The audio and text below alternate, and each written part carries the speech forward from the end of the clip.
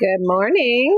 How are you this morning? I hope that you guys can hear me because it is raining here really bad, and I don't know with this metal roof if you guys are going to be able to even hear me this morning.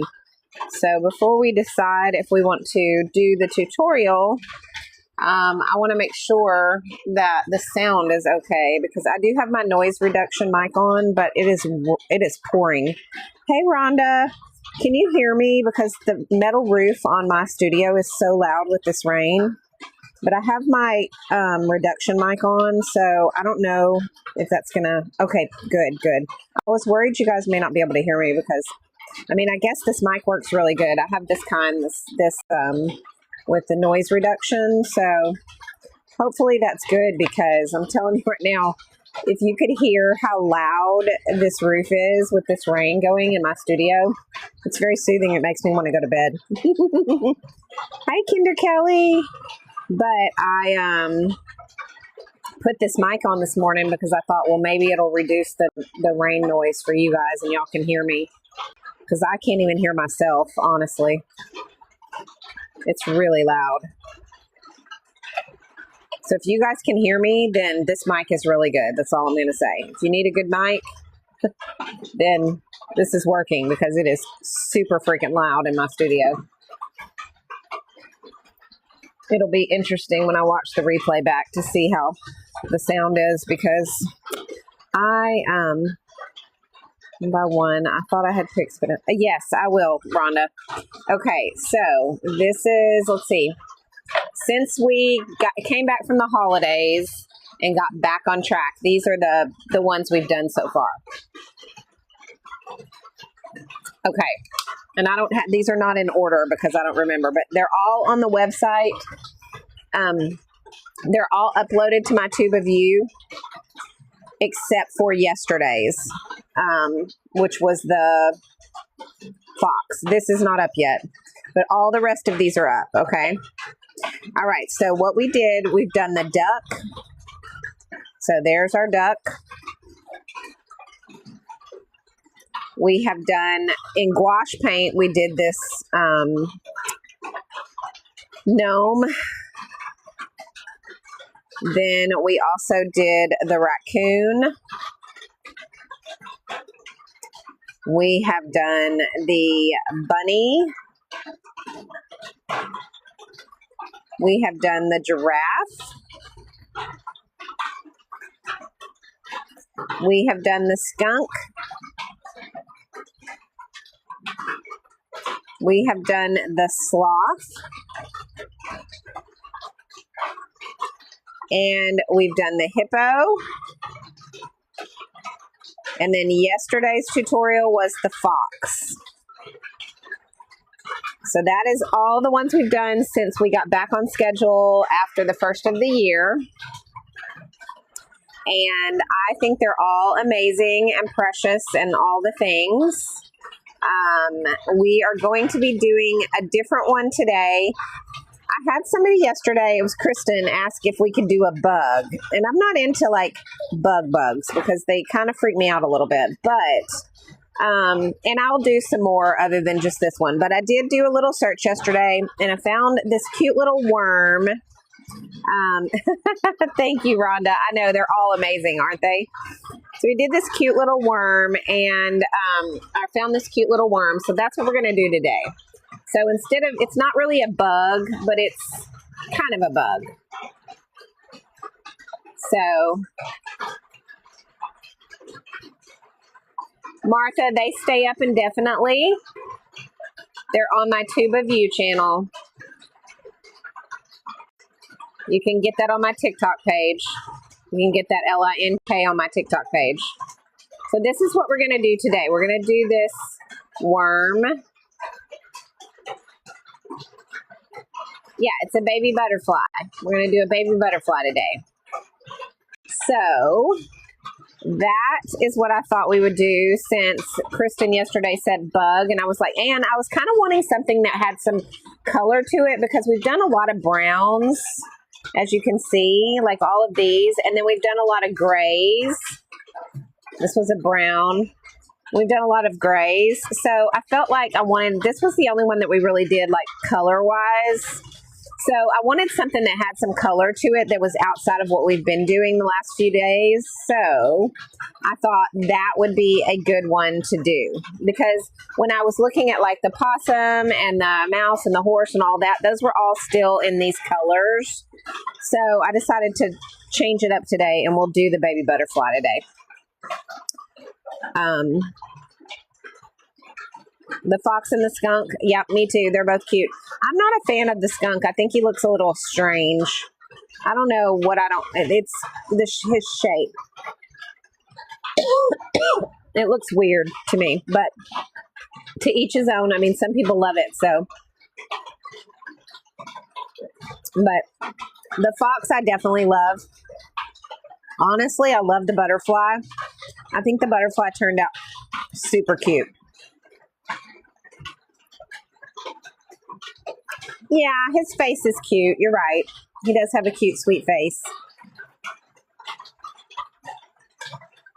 All right, so we're going to get started on today's stuff. I have not named them all. I need to sit down and do that.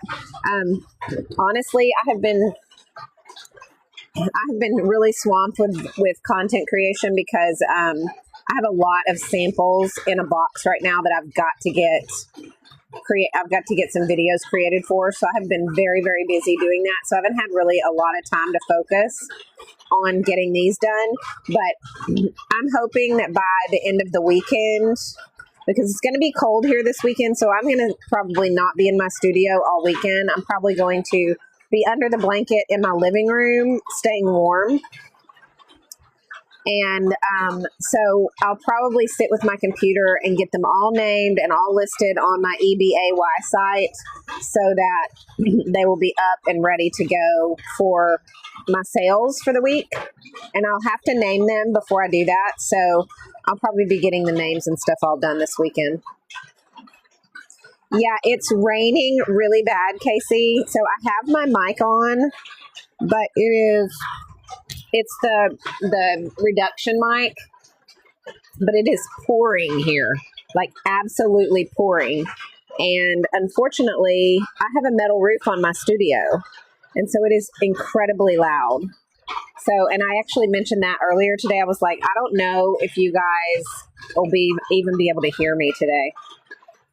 I do have my reduction mic on, the noise reduction on, but you know, I can't promise that this is going to reduce all this noise because it's just really, it's like, I can assure you that like as loud as it is for you guys, it's like 5 times as loud where I'm at. It is so loud.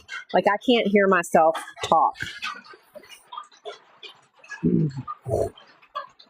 So if you want to take a nap while I'm doing this because you can hear the rain and it's making you sleepy, then go right ahead. Because it's definitely making me want to just go back to bed for sure. All right, so let's get started. Maybe the rain will slack up in a minute and we won't have to listen to it, but I can't promise anything. We've got this cold front coming in. It's supposed to be like 19 degrees here over the weekend, which you guys, if you're not from Texas like me and you don't understand, we live in Texas because Texas is hot and I cannot stand cold weather. It freaks me out. My joints ache. I cannot stand to be cold. I can't, and I'm so not looking forward to this weekend. It's really got me like stressed out because I know I'm going to be freezing. Okay, see, what part of Texas? I'm in East Texas. Where are you at in Texas? What part of Texas are you in? I'm East Texas. I'm in the big thicket area. Yes, I know. Me too. I'm not good with cold. Like I'm not going to get in my car and go anywhere. I'm making sure I have plenty of groceries. I'm like getting ready for the long haul. Oh, you're in Fort Worth, KM. Cool. Y'all are going to be probably colder than us then. North, almost Dakota. Okay, so you're going to be colder than us too. So y'all are going to be worse off than I am because I'm in East Texas. I'm like 4 hours from there, 5 hours. We're about 4.5 hours from the Oklahoma border. So I'm only an hour from the Louisiana border, so.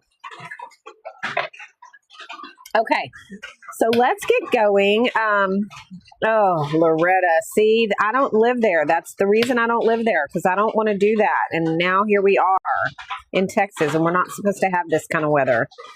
And yet it seems like every January, February, this is what we end up doing. But it's better than doing it year round or 6 or 7 months out of the year like some places. So I guess I can't complain too much. Hi, Stacey Lee. All right, guys, we're going to get started. Y'all don't forget to grab your engagement points right up here. Hit that heart me, all the things. It helps your account and it helps mine. Be sure you tap the screen. Give us some likes so that gets pushed out to the FYP.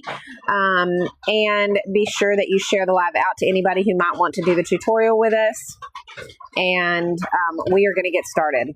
Yep, that's what the weather does. That's what cold weather does to you. I live on Lake Fork. Oh, wow.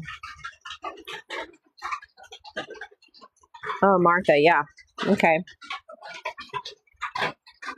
Oh, thank you for the heart and hands. Right back at ya. Love it, love it, love it.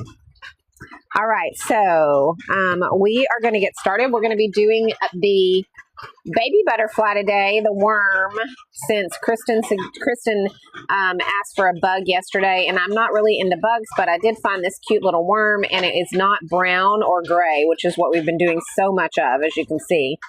So I thought it would be fun to do something that was a little bit different colors today. So I'm going to pull out my paper first because I need to get a new sheet of paper. Let me make sure I have some cut that's in good shape, because some of these got tore. I think I'm going to have to cut a new sheet today, so that's what we're going to do. Okay, so we are going to be using the Meeden paper. Okay, I'm going to use the 5x7 size, and I'm going to cut it into 4 equal 2.5 by 3.5 squares. Ooh, a hummingbird. I'm going to put that on my list. That would be fun. Hummingbird.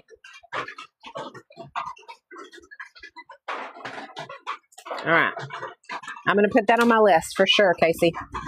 Okay. Let me get my cutter out.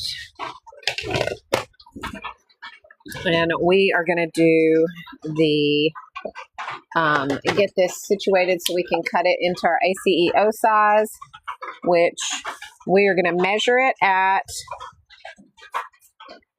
3.5 on both sides and at 2.5.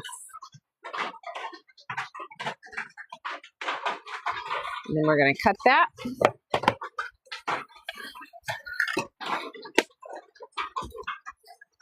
So that we have our 4 ACEO sizes.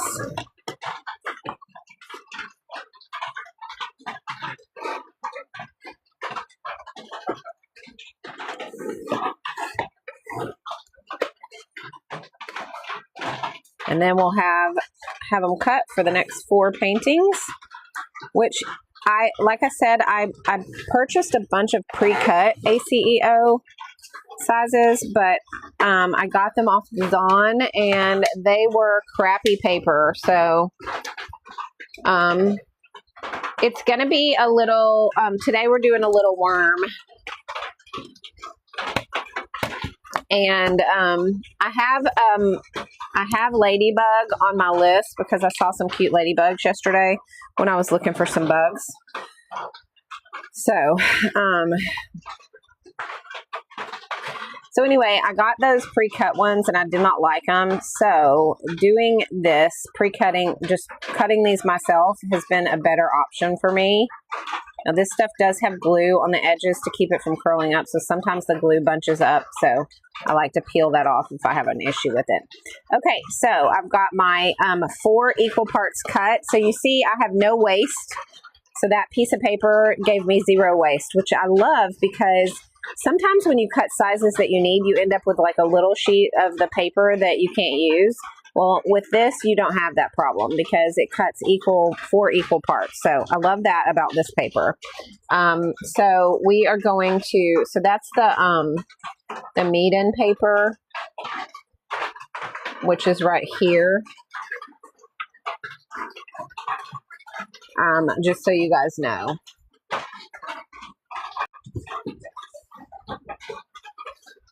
Okay, now also, I just want to warn everybody before we get started today, if for some reason I lose signal, that is because I'm in the middle of BFE, and that's where I live, in the middle of the woods, and we use a satellite internet, and if sometimes during a storm, the satellites can get disrupted, so I just want you guys to know, if for some reason I just like go off, give me a minute, I'll try to reboot it, but if I'm not back on, you know, in 5 or 10 minutes, and you know I've lost my signal, because that does happen. It has not happened lately, knock on wood, but it definitely does happen occasionally. So I just want to warn you guys about that in advance. And I apologize for the rain noise because I'm in a metal roof studio. My studio I love my studio. It is amazing and it is awesome and all the things, but it does have a metal roof, so it does get very loud when it rains. So you guys will have to I do have my noise reduction mic on, so hopefully that helps a little and you guys can hear me better, because I cannot hear myself talk, y'all. Seriously, it's super loud in here. Okay, yes, everything is uploaded to my Tube of You channel except for the Fox. The Fox is the only one that has not been uploaded yet. It is currently uploading as we speak.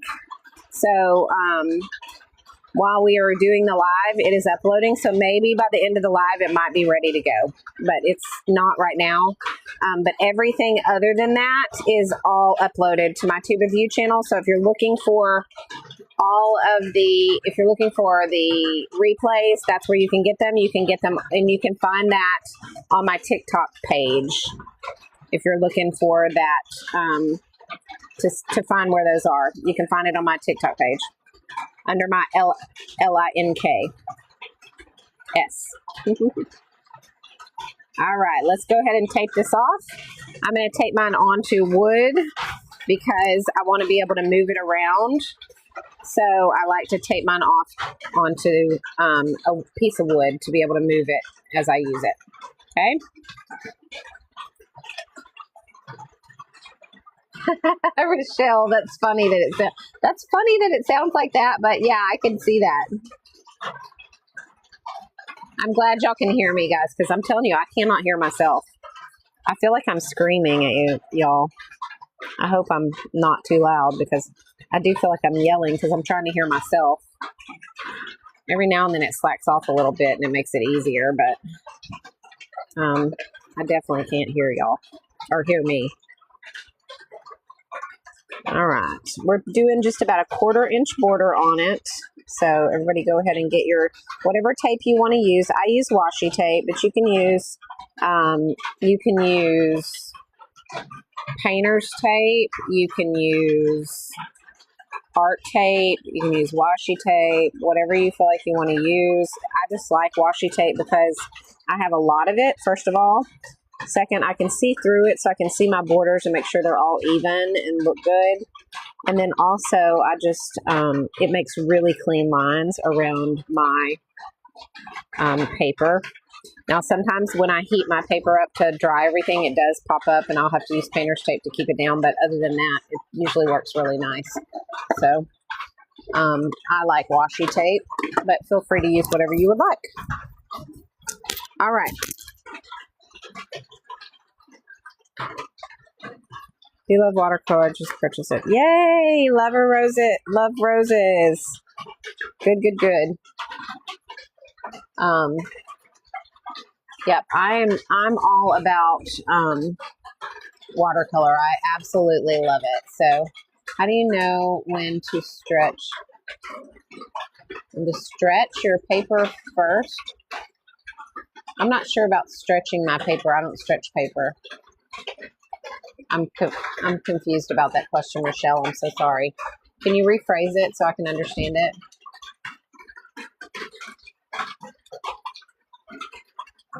Thanks, Love Roses. I appreciate that. Okay, so we are going to, we're going to do the worm today. So, for those of you who have not,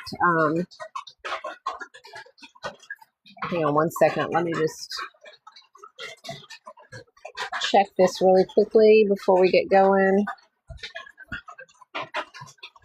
Soak it in water first. It dries before painting. It's called stretching, I guess. Oh, I don't know. I've never done that. I've never had to stretch my paper.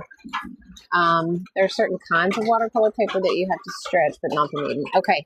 Tina, thank you for that answer. Just so you guys know, and most of you guys who follow me and do my tutorials know that I am not a classically trained artist. Okay, I taught myself, so there's a lot of questions that you may ask me that I'm not going to know the answer to. Hopefully there'll be somebody in the comments who do know the answer to that, and that helps us all to learn together. So don't hesitate to give us your knowledge. It doesn't hurt my feelings if anybody tries to tell me that I'm wrong on something, or if I'm not telling someone correct information. It's very important that we get the correct information out there. So I want to learn as much as the next person. I started teaching myself how to do watercolors about 2 years ago. So I've not been doing it very long, and I don't know a lot of the information. So, but I've never heard of that before. Madam X, I've never heard of it before either. Feral Mom, thank you for the heart me.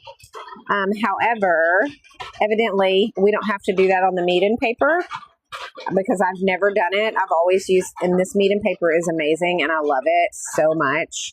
You can see how beautifully textured it is, and you can see the beautiful, like, how bright and vibrant the colors are on the paper. It is a really, really good paper. And so you can tell the difference between good paper and not so good paper. Let me pull, let's see, this paper is not great. And you see the texture difference. Like, it is textured, but it's really hard to see that texture. And the colors are not near as vibrant. And that's just simply because the paper is not as great, because these are still the same paints as this, but these paints don't show up as well on paper that's not as absorbent. So the paper definitely makes a difference. So the meat-in paper is excellent. Let's see. Oh, cool, Tina K. That's excellent. Well, thanks for sharing that with us. Arches paper needs stretched first, but that's about the extent of my stretching knowledge. Okay, Rochelle. Well, this does not need to be stretched, so just so you know, this does not have to be, and it is great and easy to use right out of the package. The only thing that I will tell you about this is it does come with this glue around the edges, so the only way to get the paper apart is you put an X-Acto knife right between the paper, and you have to drag it around the edges to get the paper off, and you're going to want to make sure your knife is really super sharp so that it does a clean cut on that glue so that you don't tear your paper. So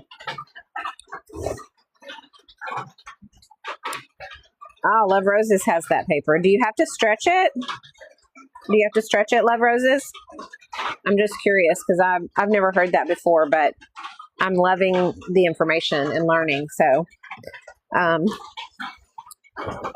curious about that. Now I'm going to have to, when I get off of here, I'm going to go down a rabbit hole, y'all. I'm going to go down a rabbit hole of watercolor paper stretching. Okay, so the next thing that we are going to use is going to be the Nick Pro pencil set.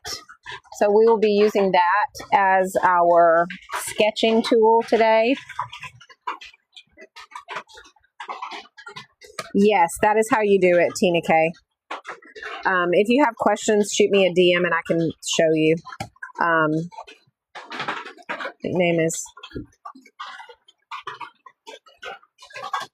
Taz Rabbit Lady. Love it. Okay, so this is the pencil set that we're going to use today. And you guys, I can tell you right now that this is probably my second favorite gift that I've gotten from my husband. And the first one was my nugget ice machine, just so y'all know if you're curious about that.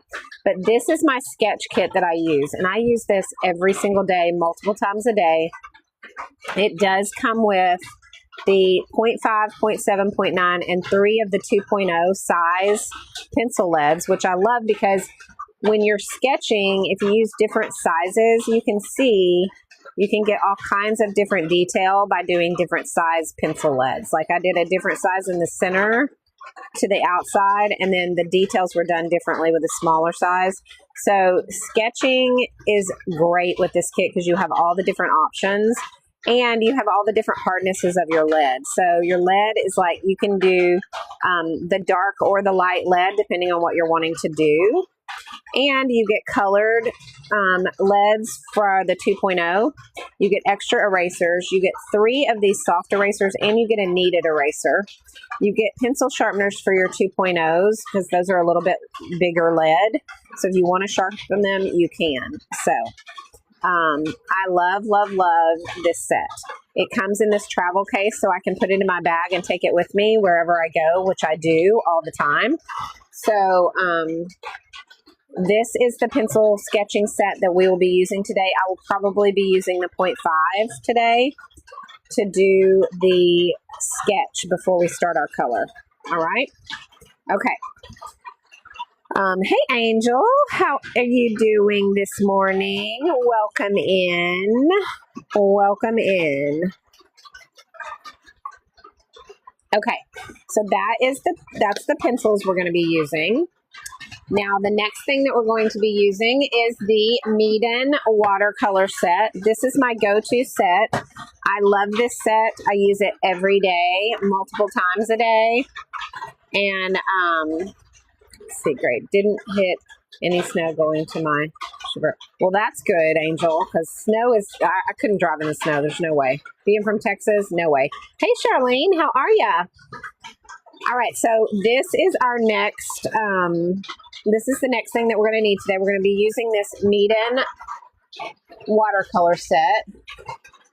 We'll be using the 96 color set, which has the lift up and removable watercolor palette that you can mix with. It also has your 48 primary and secondary colors. And then it's got 30 metallics for highlighting and things like that. You have your macaroon colors and you have your neon colors as well. These primary and secondary colors, what I love about this palette is that it goes from lightest to darkest. So you can shade really easily with this palette because you can just kind of move up the chain as you need to or move down as you need to. So I really, really love that about this palette. So if you're looking for a good, whether it's beginner or professional palette, this is a good one. I started out with the 48 color palette from Meeden, and I used it for almost a year and a half. And as you can see, I have like used the heck out of this thing. It is a hot mess, but I've still got plenty of paint left in most of the colors. I did refill the white, but so it lasts a long time because they're really creamy, really buttery. You get lots of pigment with them, so you don't have to use a ton of the paint. And it comes with the mixing palette in the back. So you get your primary and secondary. You only get 6 metallics in this one, and you get 6 of the neons. This is a great palette. So either one of those, you cannot go wrong with either one, whether it's the 48 color or the 96 color. I just recently upgraded to the 96 color palette about maybe 3 months ago. So, but up until then, for the first year and a half or so that I painted, I used the 48 color palette, and I was perfectly happy with it. So I kind of wanted some more options without having to mix so much. You do learn a lot about mixing color if you get the 48 color palette because you do have to mix more. And this keeps me from having to mix. I have a little bit more options on the colors, so I don't have to mix quite as much, although I still mix quite a bit. And also I liked having the options of more metallics in this one. So this is definitely this is definitely a palette I love. It comes with a pencil and it comes with a pencil and a brush. It also comes with an eraser, and then you get 2 art sponges in this one, as opposed to the 48 color one, you get 1 art sponge, but you still get the pencil, the brush, and the eraser in that one as well. So you can't go wrong with either one of those. So we're going to be using that today as our paint. And then we are going to be using hang on one second, guys. I need to fix something right here.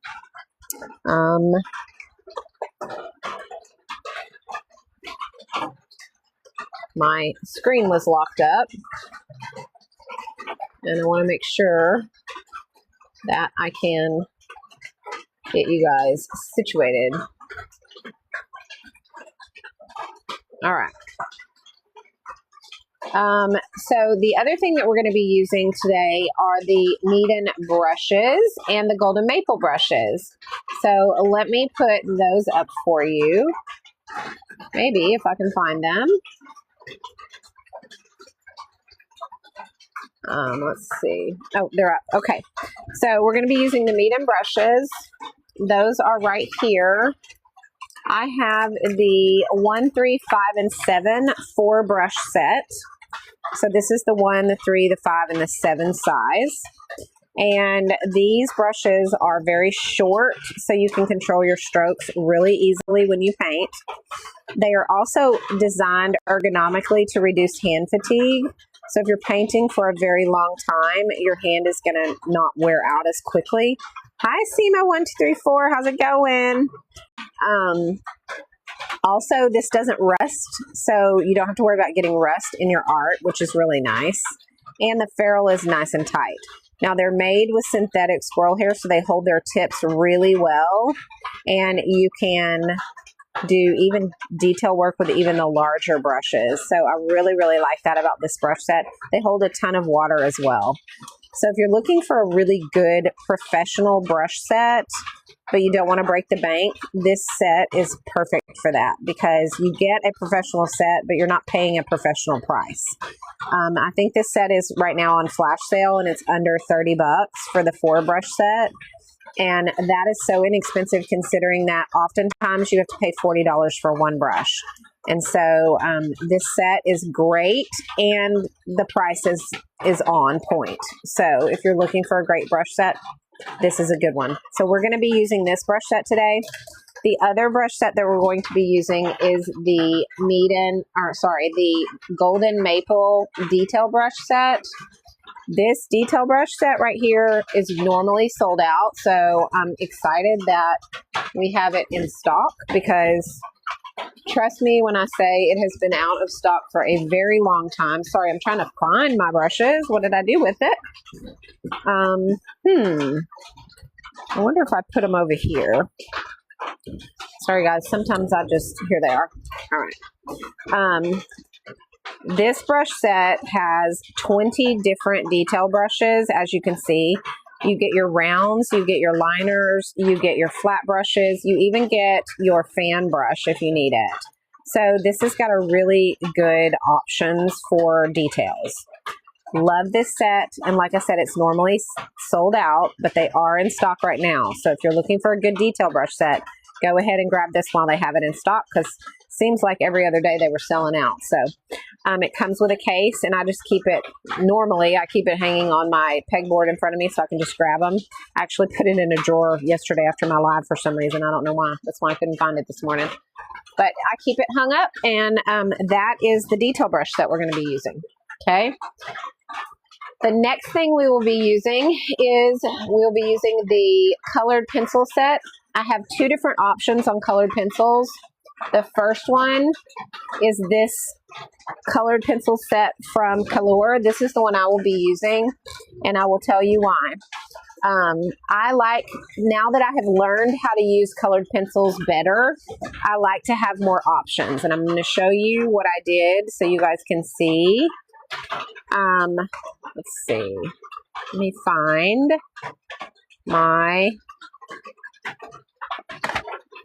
my example here for you guys.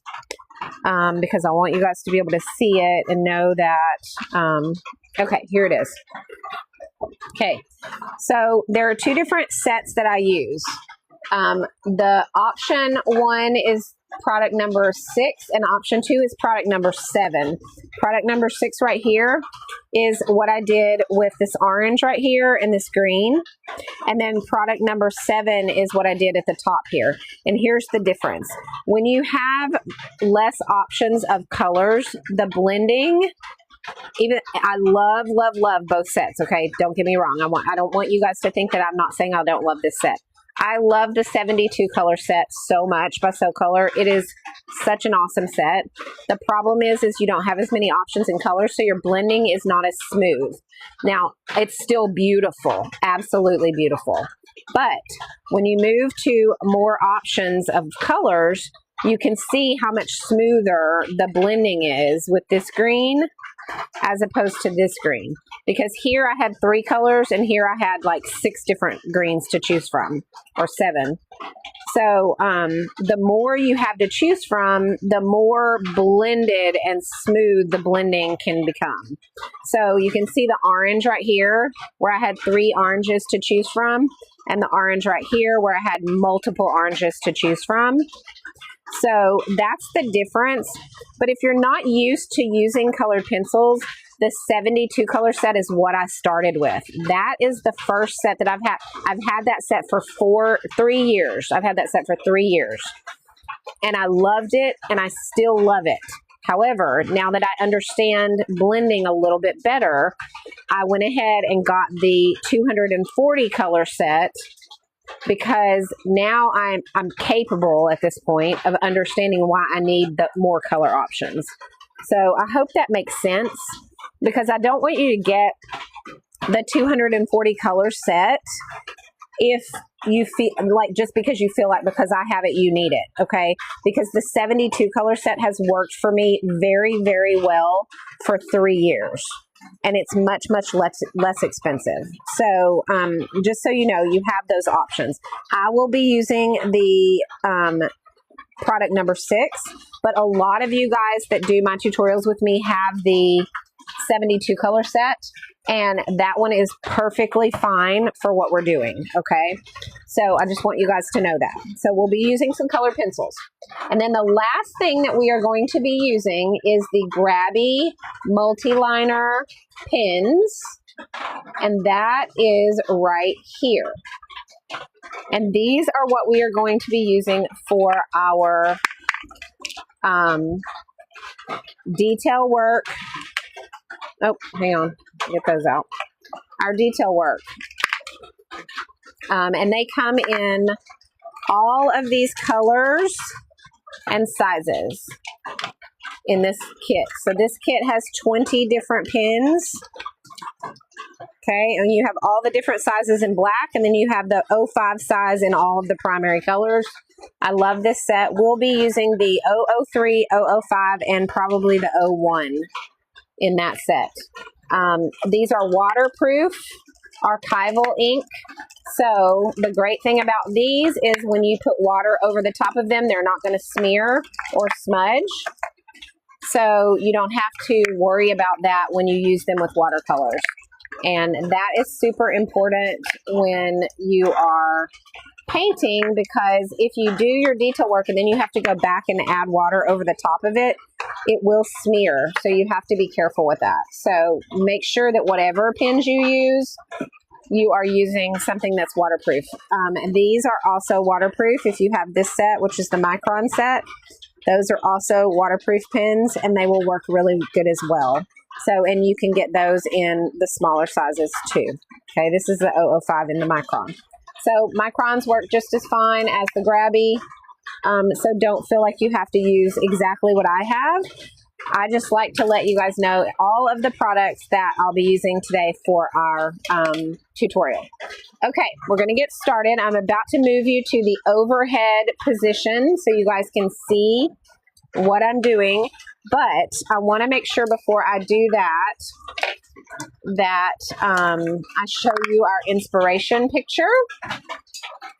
So you guys know what we're going to be painting today, and you guys are ready for your screenshots. So I'm going to show you the picture we're going to use today. Go ahead and get your whatever ready, your tablet or your phone or whatever you need to screenshot this so that you have the reference photo. Remember, we will not be painting it exactly like the reference photo, okay?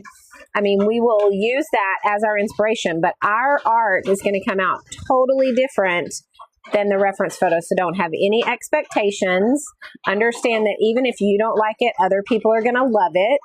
And try to give yourself some grace. Remember that this is supposed to be about the journey, not about the results. This is for fun.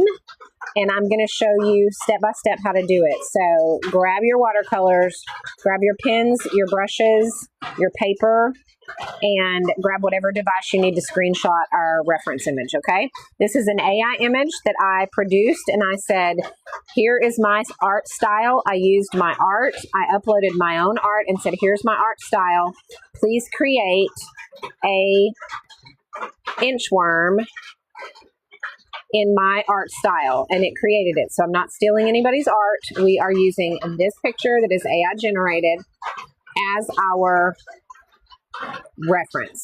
So everybody go ahead and screenshot this while I have it up so that you have this to refer back to when you need to. All right. 5, 4, 3, 2, 1. Very good. Did everybody get their screenshot? And is everybody ready to go? If you are, give me some thumbs up in the comments so that I know that everybody's ready to get going and start painting and drawing. I'm going to set you guys up on the overhead so that you guys can see this better. Uh-oh. I just smeared something. Oh. Shoot, just a second, guys.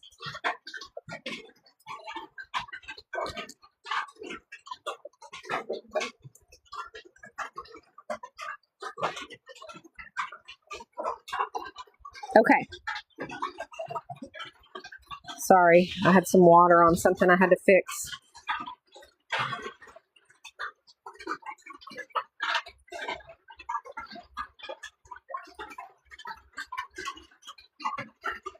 Okay, let me loosen this and move this down some. And, oh, you missed the screenshot, Fluttering Faith? Okay, hang on. Let me pull this back off really fast. Here we are. All right, here's our screenshot. Okay, anybody else who needs the screenshot and missed it, here it is. Feel free to screenshot it right now. 5, 4, 3, 2, 1. All right, very good. Okay. All right, now while I'm getting you guys set up on the overhead, everybody tap that screen. Let's get pushed out to the FYP so everybody can do this tutorial with us. You are so welcome. No worries, no worries. And I'm going to set this in my lines here so I can see that I've got this right. And I'm going to lower it down. All right. Does that look good for everybody? All right, everybody give me a thumbs up if you can hear me and a smiley face if you can see and it is in a good position for you guys to follow along. You'll give me those, please, in the comments. That would be very helpful. Kinder Kelly says yes. Charlene says yes. Fluttering Faith, yes. Kinder Kelly, yes. All right, perfect. We are good. Rochelle, good. All right, let's go. Okay, so we are going to start with our Nicro pencils. And we are going, so whatever pencil you're using, I'm using the 0.5 in the Nicro set, which is right here. So we're going to use the 0.5, and I'm using an HB lead. I really wish it would stop raining, y'all. That noise is driving me crazy. All right, I'm using the 0.5 with an HB lead. And we're going to start drawing our little worm. I'm going to do it sideways because I want my worm to be long. So I'm going to do this in a landscape mode. Y'all, I want y'all to see what I did. This is why I say you have to use waterproof. My signature pen that I use to do my signature, I love that pen so much. It's the best way for me to write my name. So I always use my signature pen for that. And it's not waterproof. And I just accidentally splattered onto my sloth. And look what it did. It smeared my signature. And that is because I didn't use those grabby waterproof pens like I should have. But I don't like the way that my signature looks when I don't use my regular signature pen that I love so much. And now I've ruined it. So now I don't know what I'm going to do, y'all, because I can't fix that. I guess I'll just end up, maybe somebody wants to trade. If y'all want to do an ACEO trade with me, I'll send you this and it'll just be smeared if you don't mind. That's all I got. I don't know what to do about it. I hate that. Okay. All right, so we are going to start with I'm going to start with the ground. I'm just going to give myself a ground here because I want to make sure I know kind of where his belly is going to be. And then we're going to go, these are just ovals. So all we're doing is we have basically the circle for the head, and then we have ovals for the body. And it starts like this and it kind of works its way around. So that's how we're going to do that. So let's go ahead and start with the head. We want to leave room for the flower up here. And we want to do the head right here. And we're going to have the little antennas. So our head placement is going to be about right here. So go ahead and draw your circle. Now it's not an exact circle. Give it some shape. I'm going to kind of give it like a roundy oval shape.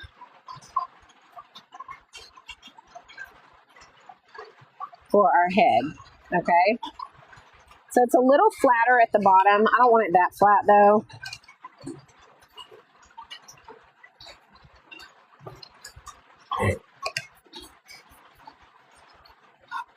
So I'm going to make it a little bit more round.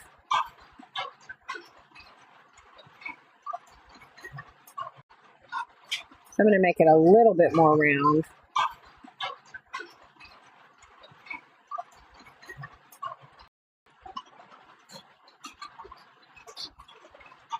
Okay.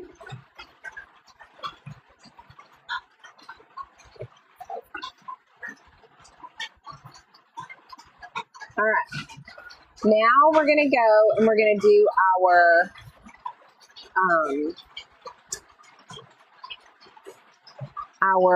neck. Okay.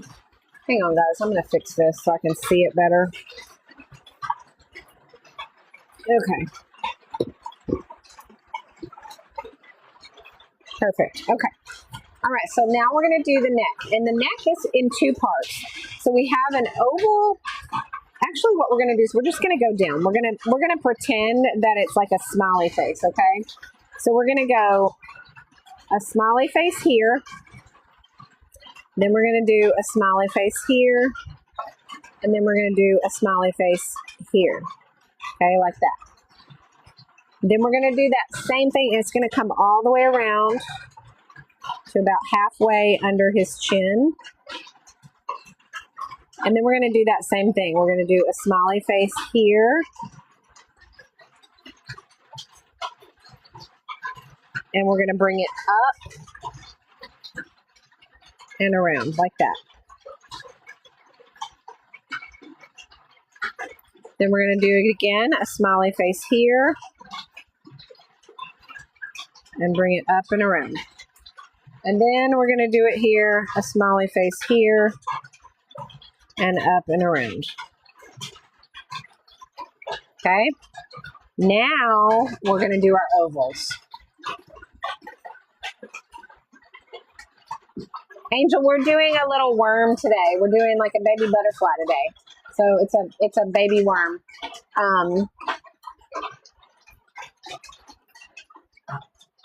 Let me see. Hang on one second. Let me get you taken off of here and I'll show you. 1 second. All right. Here is what we're doing today. Whoops. Right there. We're doing this today. A little worm. Okay. All right. Let me get back up here.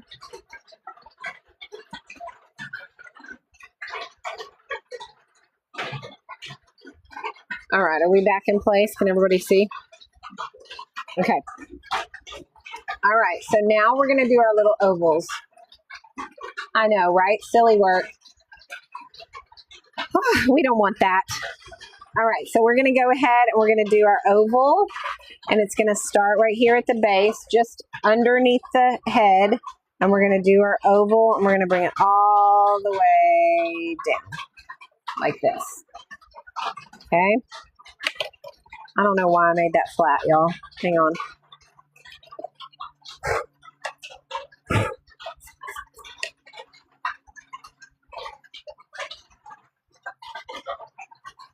Okay, so we have that oval.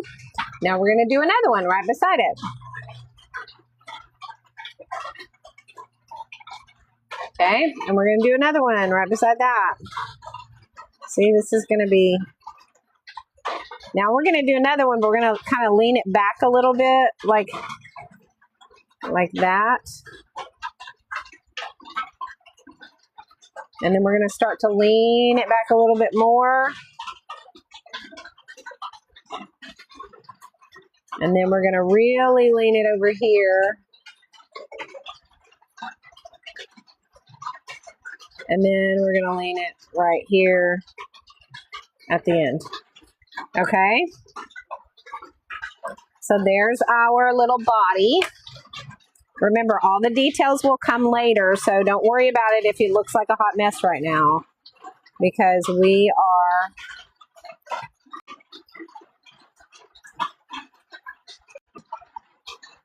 Yes, Stacy Lee. All right, guys, one more time. I'm going to show you guys the reference photo.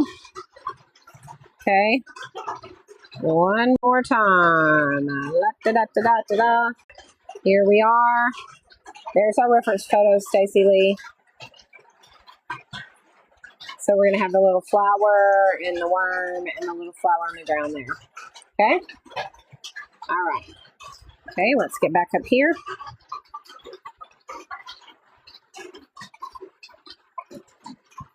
I ordered a new tripod that hopefully will be in soon, that I won't have to, I can just pop, it's magnetic, instead of this one I have to like mess with every time, so that I can take y'all off of here much easier next time when I get my new tripod in.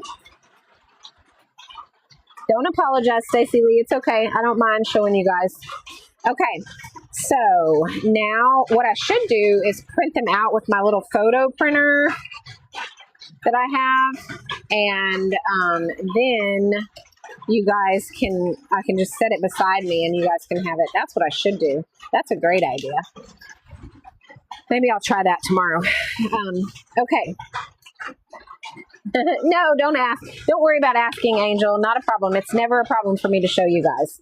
Okay? Ever, ever, ever. I do not mind at all. That's what I'm here for.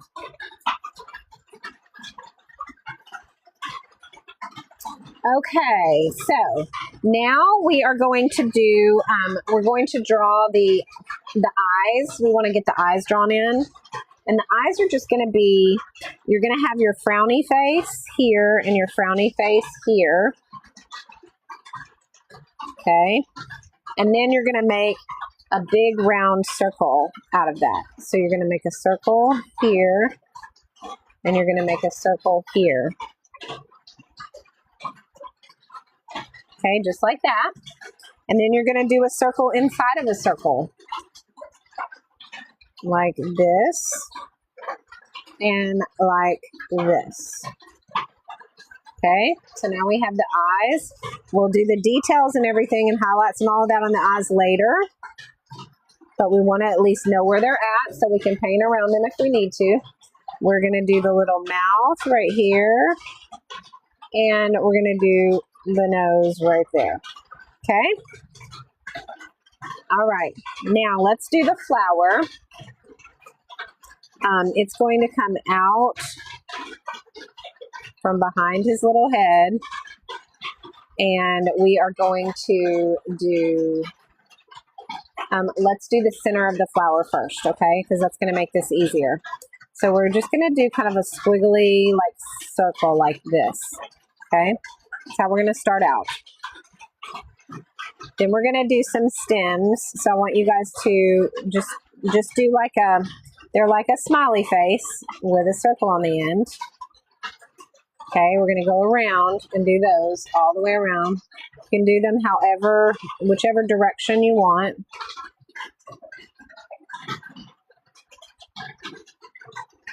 And however many of those you want to put in there.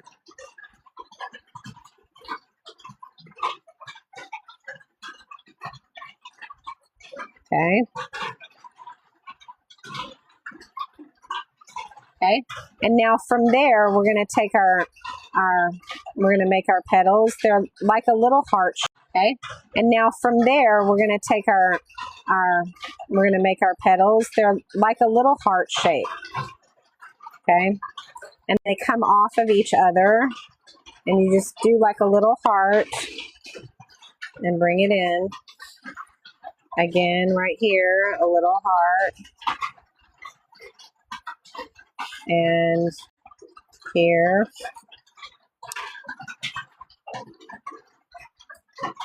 They don't have to be the same size or width. Okay, we just want them to kind of come together like that. Okay. All right, so that's our flower. We want to go ahead and give it a little bit of detail, just so we kind of know where we're going to be putting those details in. So I'm going to go ahead and give it kind of some lines, so I know where those are going to be. They're going to come out.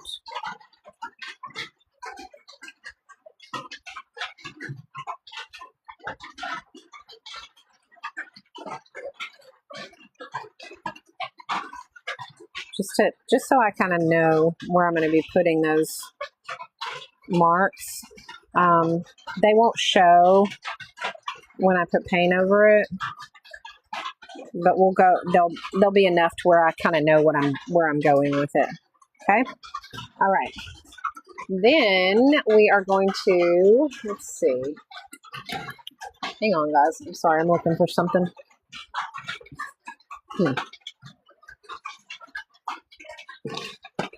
There it is. Looking for my coffee. Okay.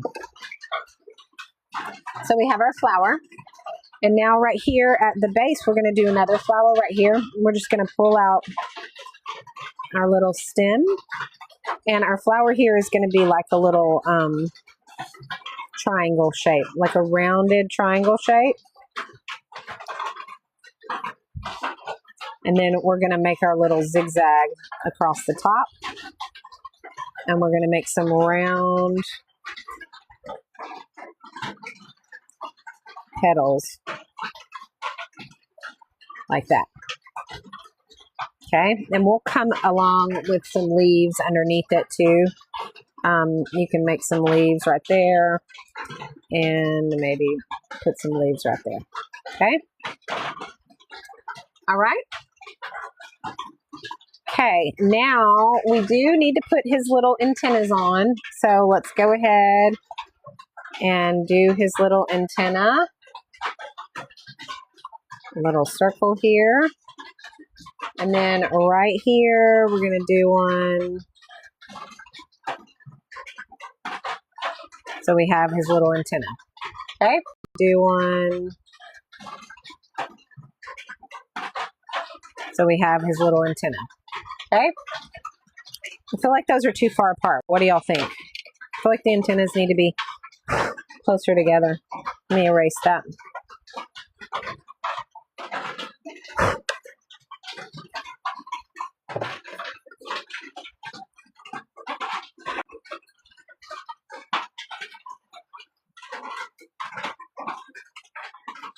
There we go.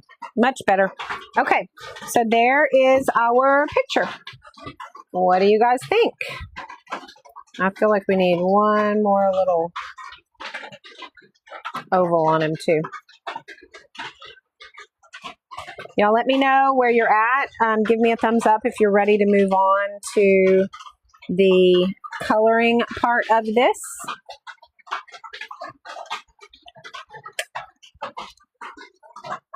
Okay, let me know. Give me a thumbs up if you're ready to move on to coloring. All right, Fluttering Face says yes. Thank you for that. Anybody else? Everybody else ready? Clarissa, thank you for that purchase. You are going to love that pencil set. I'm telling you, I love mine. Rochelle says yes. Kinder Kelly says yes. All right, we're ready to move on then, guys. Okay, so here's how we're going to do this. We first have to do our background. All right, so we're going to be using our Meeden paints. That's all right, Stacey Lee. Remember, you can always go to the replay once it's up. All right, we are going to be using the Meeden 96 color palette, but remember the 48 color palette is also a good option as well. So don't feel like you have to use the 96 color. Also, whatever watercolors you have on hand is fine. Do not feel as though you have to use exactly what I'm using, because you don't. Okay?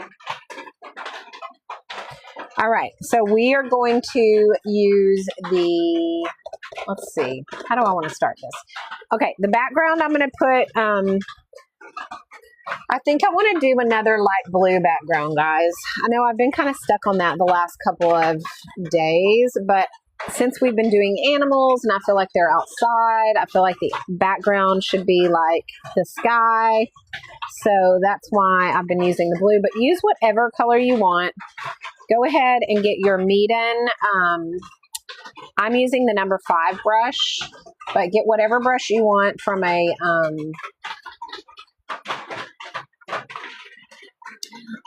you can, Rhonda, if you wanted to use like a kneaded eraser across it to get the lines to be less. We're going to be using a lot of dark shading around the lines today, so I don't feel like we have to do that, but we certainly can. Let me find, let's see, where's my kneaded, I had my kneaded eraser out a while ago. Here it is. Here, we'll go ahead and do that just so that everybody can see how you do that. Thank you for that. So we're going to do, I'm just going to run my kneaded eraser over the design. So it's going to lighten up these lines just slightly.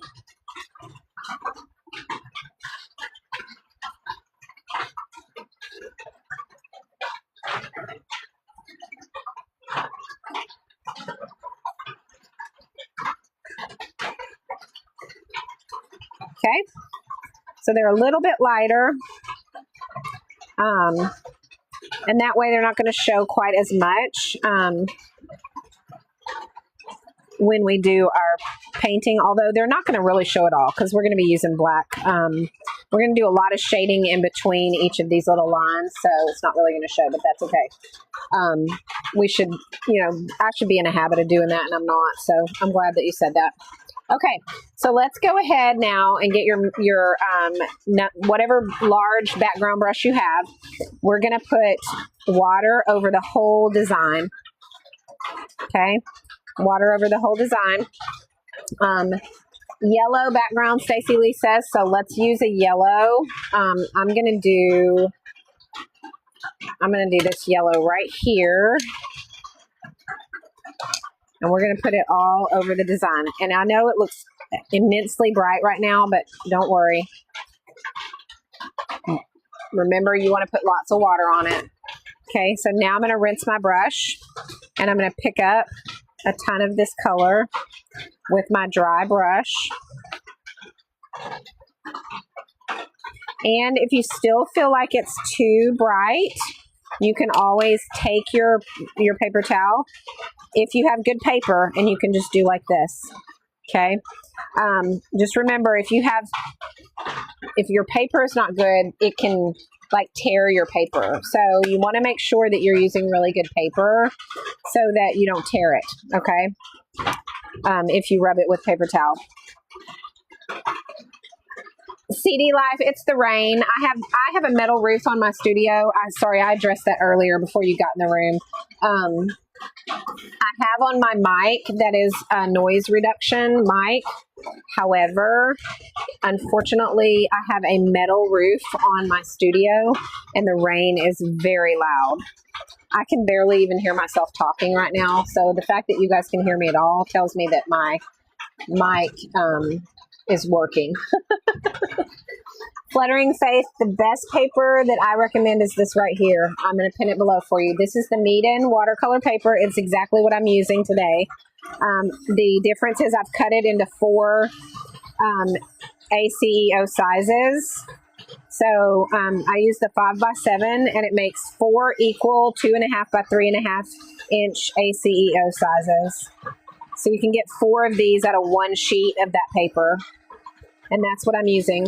And it is a great paper and I cannot recommend it enough. Well, it's not actually CD Life. When it gets loud like this, it's really annoying. Like I can't hear my music. All I can hear is the rain. It's like pounding in my head. It makes me want to just go to bed. All I can hear is the rain. It's like pounding in my head. It makes me want to just go to bed, honestly. Okay, so that's the paper that I recommend, Fluttering Faith, and it's a really good paper. And it's really not much more expensive than the cheap paper that you get off Dazan. So I highly recommend doing it. And I'm not even sure, they may have free shipping. Let me just look really fast to see.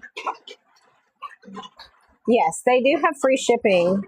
And currently it's on a flash sale of 29% off and free shipping for that paper. So if anybody's looking to pick up some paper today, then that's a great deal. You're not going to pay shipping on it and you're going to get that flash sale amount, which is looks like $13.95. So you're getting 20 sheets. So you get 20 sheets of the paper, but if you cut it like I do into this size, you get 4 per sheet. So you would get 80 of this ACEO size out of this 1 pack of paper, which is a really good deal. So, yes, exactly, Fluttering Faith. It is the cold press.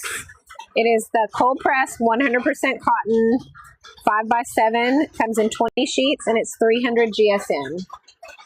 And it is an excellent, excellent paper. All right. Okay. Any other questions before we move on? Okay. So now we have our background done. So what we're going to do is we're going to go ahead and I'm going to put this larger brush up and I'm going to pull out my Meeden number 1. So if you guys are looking to see what brushes I'm using, these are the brushes that I'm using right now. And we're using the number 1 out of the 4 brush set. Okay, so dump your water, make sure you got clean water, and we're going to start putting our base color on our little guy. All right, now what we're going to do is we're going to start with the green, and I'm going to pull I'm trying to decide what greens I want to use. I think I'm going to use the macaroon green. If I can get this to come out of here, hang on. I'm going to use this macaroon green. And I'm going to use this green right here. I'm going to use these 2 greens, all right? One of them is the macaroon green. And the other one is, let me pull it so I can show you guys. So we're using this light green. Sorry, my swatch cards got painted on by my granddaughter. So, and then we're using the apple green. Okay, so apple green and light green. Okay, all right. You use whatever greens you want to use, okay? But we're going to need 2 greens, 1 dark and 1 light, so that we can get the highlights and the shades in there, okay? So what I'm going to do first is I'm going to start with this macaroon green, this light green right here. And I am going to Put that color all in his head. We're going to go around the eyes, so don't worry about the eyes. You can go over the mouth. You don't have to worry about that. But just get that green all in his head. I'm going to go around the nose as well. Although we probably could go over the nose, but I'm not going to. This brush that I have, these these medium brushes, they have such a good point on them. It's pretty easy to work your way around like areas like the eyes and the nose because you have a really good point on these brushes. So, all right, and while it is still wet, I'm going to take this darker green right here, the apple green, and I'm going to add it into his cheeky areas right here, right around here, around the eye and cheek here, and right up underneath the chin area here. I'm going to go up a little higher on this side. Okay, just let the water do the work. Rinse your brush, dry it off, and just kind of tap and blend that. But let it spread on its own and let the water kind of do the work of the shadows for you. You don't have to do that. The great thing about watercolors is when it hits water, it knows exactly what to do. So you can just let it do its thing, okay? And it's going to kind of shade it for you. All right, how are we doing so far? Are we good? Excellent, excellent. All right, hang on one second. I'm going to grab my last supplement of the morning that I need to take and take that. And now dry his little head.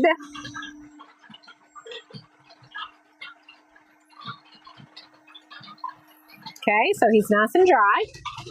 And now we are going to move on to the green parts of his body, okay? We're going to skip the brown parts for now. We'll do those at the end, but we're going to do all the green first, okay? So go ahead and do that same thing. Get some of this light green and make sure you don't have too much because you want it to the pigment to kind of match. And we are going to go in with our light green. And we're just going to paint all the parts of his body that are green.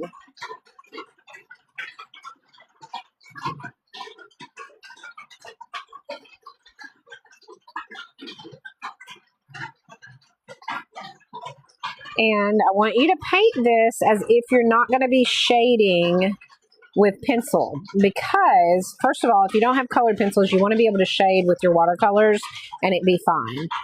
Secondly, it's going to give it much better depth if you do the shading part with the watercolor first. And then you just go back and enhance that shading with the colored pencil. So you don't want to do a bunch of work with just pencil, okay? We're going to leave the last two brown.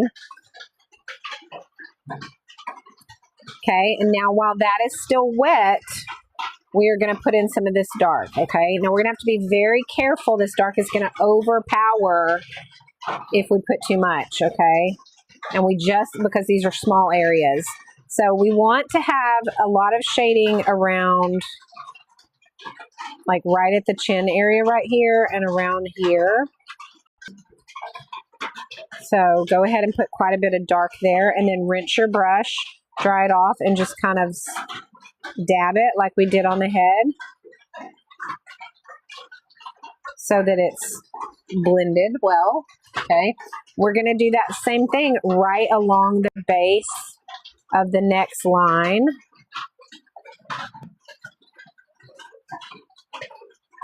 Okay, and if there's too much water on it, it's going to spread too much. So you want it to be damp, not drenched, okay? And we're going to go right along the base of that. Okay, same thing on the other area right here, right along the base, and give it that shadow right up underneath.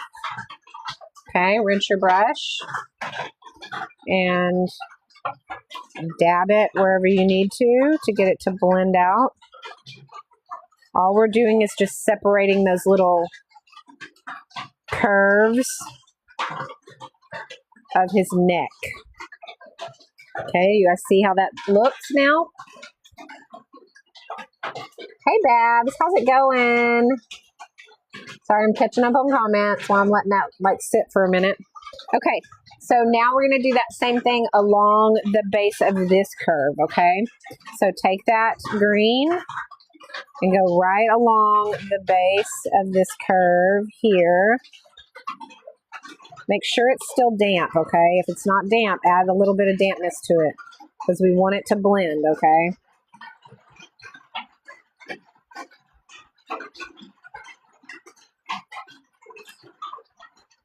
Okay, so we want that blending to kind of blend out right along that edge, okay?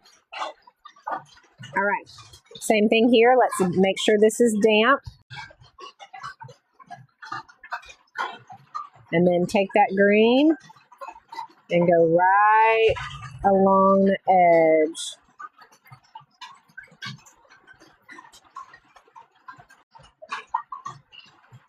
And blend that out.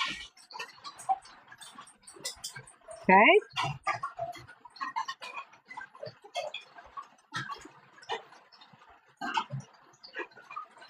Okay, I'm liking how he's looking so far. What do you guys think?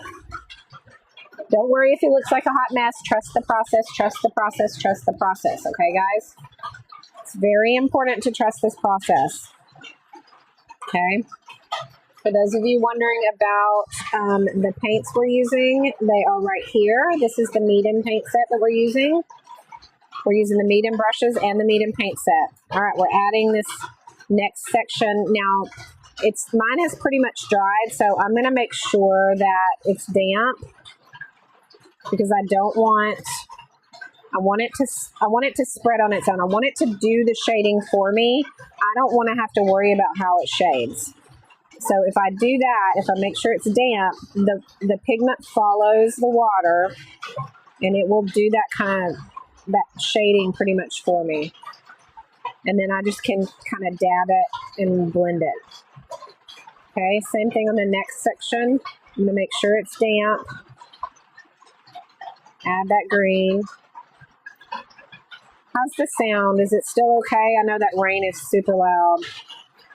I just want to make sure we're still okay.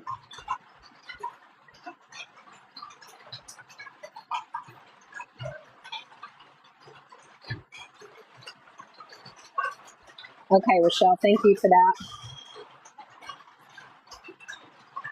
It is not, I mean, we've got a freeze coming in, so that rain is bringing in that freezing cold weather that I'm not looking forward to. Y'all, I'm telling you, I do not do well in cold weather at all. I'm stressing over it because I know I'm going to be miserable. Oh gosh. I need to stop thinking about it. I won't be out here in my studio, I can tell you that. I will be in the house under a blanket watching NCIS reruns.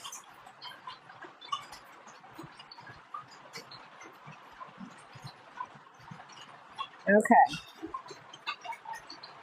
Yes, Angel, that's my rain. And I have my noise reduction microphone on today.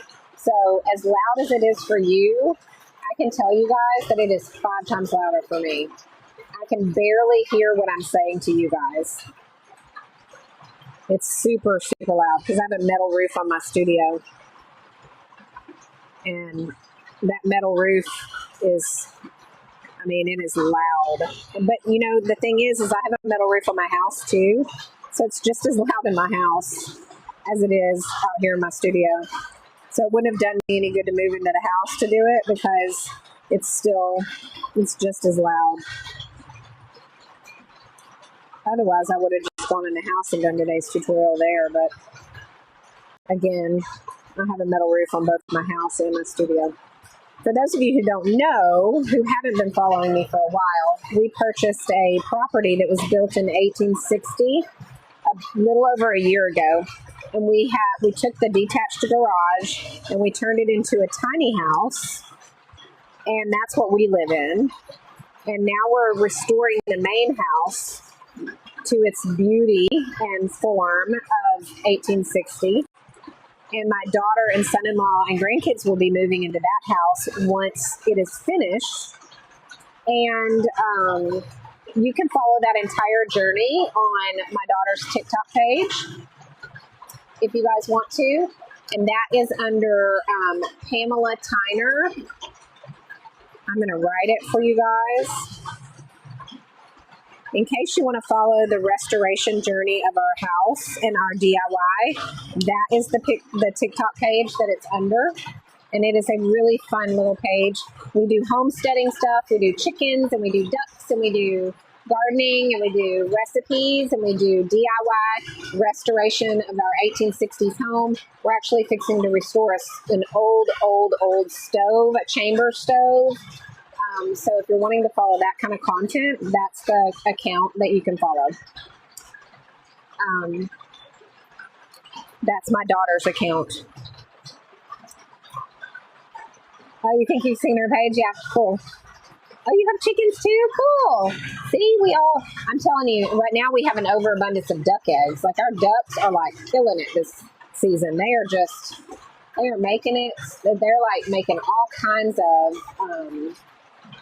eggs. We've got like 5 dozen duck eggs, and like our chickens aren't even keeping up. And it's funny because we have like 14 chickens, but we only have 3 ducks. So we've got twice as many duck eggs as we have chicken eggs. So our chickens are kind of slacking. Okay, so we are going to now move on to the brown area of the worm. Go ahead and dump your water and get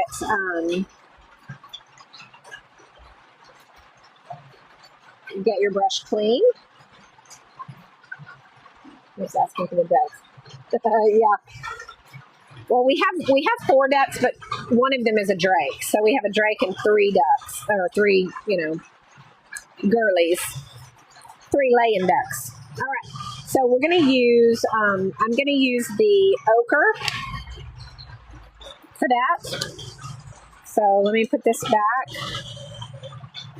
So we're going to be using the ochre, and we're going to be using the raw umber for our browns. Okay. So I'm going to be using this. One thing I love about this palette is you can remove these and pull them out, use them, and then put them back. That's one of my favorite things about this palette, because I remove mine all the time and then put it where it's comfortable for me to get to it. And then I just pop it back in my palette when I'm done. Yes, Angel, they do.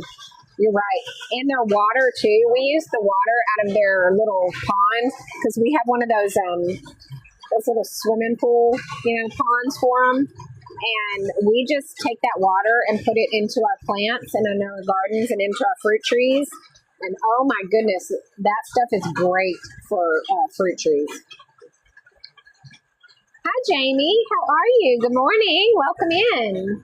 We're doing a worm today. Okay, so we are going to now move on to the ochre part of this. We're going to do the light ochre first. We're going to do all the brown parts. Make sure you don't have too much. Go ahead and go in with your brown in the parts of the neck.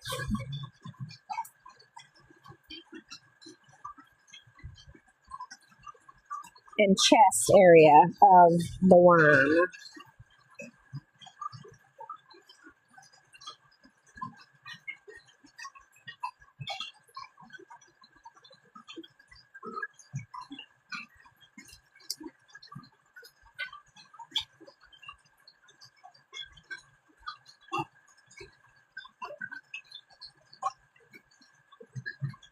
Y'all see how easy it is to get these small areas with the tip of this brush? Because these medium brushes have such great tips. All right, we're going to use the dark ochre now to give ourselves some shading, or I'm sorry, the raw umber to give ourselves some shading. So we're going to go right along the base of the chin here.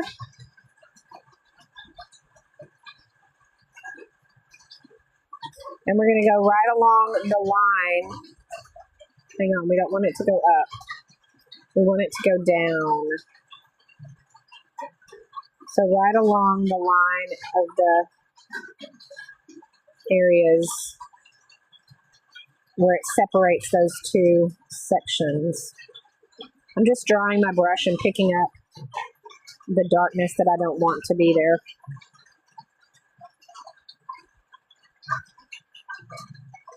Okay, and then we're going to go right along here. Make sure it's damp so your shading your pigments can do the work with the water. And then take your darkness there and go ahead and put in the shading you want.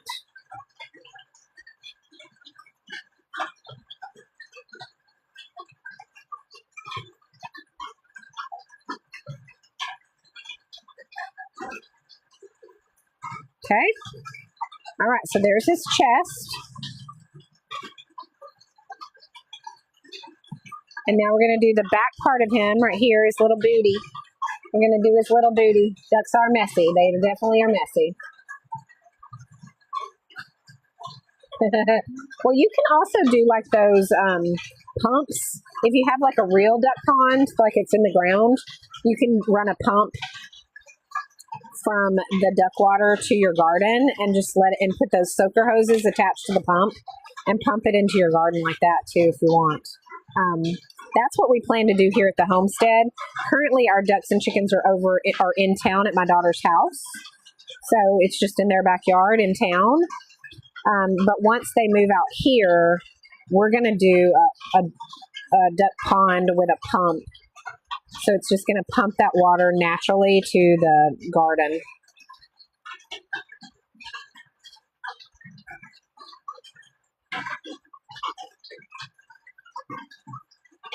Buckets, yeah. Right now we use buckets too right now, Jamie.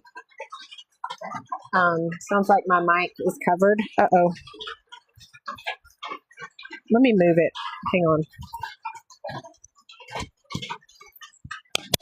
I'm going to set my mic right here so I'm not hitting it. Can you guys still hear me with my mic on the table like that?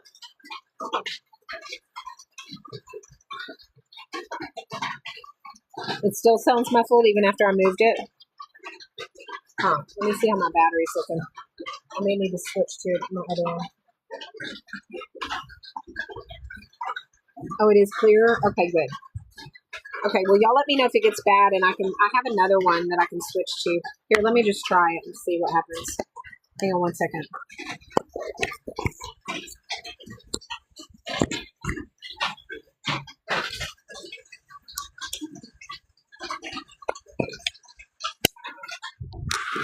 Is that better or worse? Better or worse?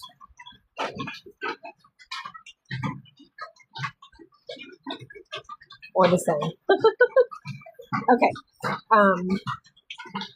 Okay, so it's probably just the noise. I'm sorry. These mics are really good about knocking out background noise, but gosh, y'all, this is a lot of background noise. Like, I can't imagine how it could knock all of it out anyway. I wouldn't expect it to because it's so loud in here.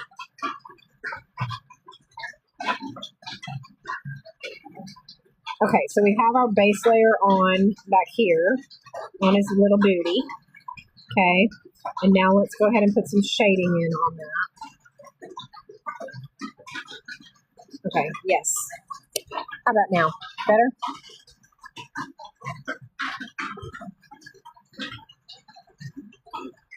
Now I'm talking right above my mic, so maybe that'll help.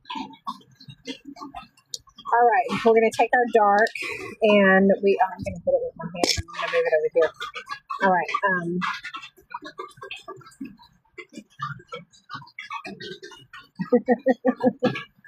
I'm sorry, guys. Let me put it Let's see. Let me just move it down on me. Maybe that'll be better. So now it won't, hopefully it won't be muffled. And you can hear me.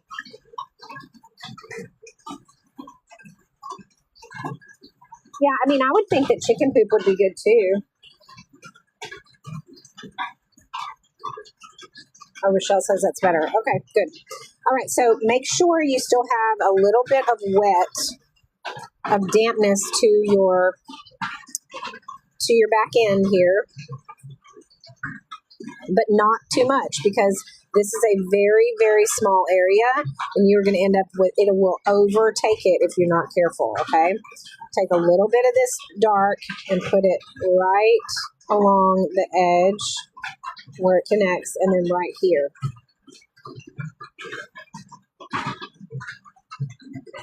Okay? And then rinse your brush and pick up anything that you feel has overpowered it. If it's not enough, add to it. I feel like this needs to be a little bit darker right through here. Okay. And then let that dry or dry it. Okay.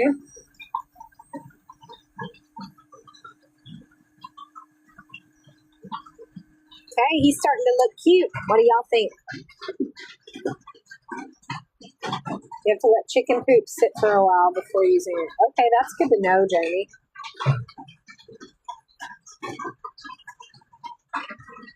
Oh, I didn't know that.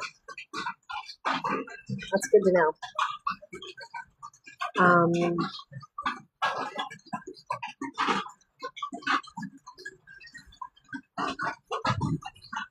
We are all learning about chickens and ducks and watercolor painting today.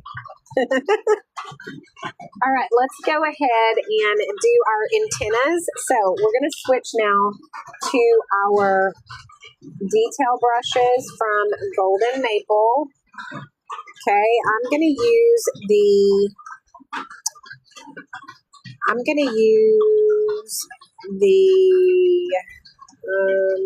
20, no, I'm not. Hang on. I'll just decide what I want to use.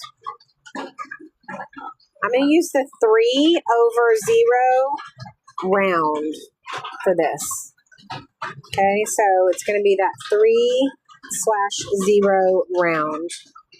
But use whatever detail brush you want and whatever you're comfortable with. This set sells out very quickly though, so if you like this set and you're interested in getting a really good detail set, this Golden Maple set is the set I recommend. And again, it sells very fast. So like they're in stock right now, but as of yesterday they had a ton of them in stock, and as of today they have where are they?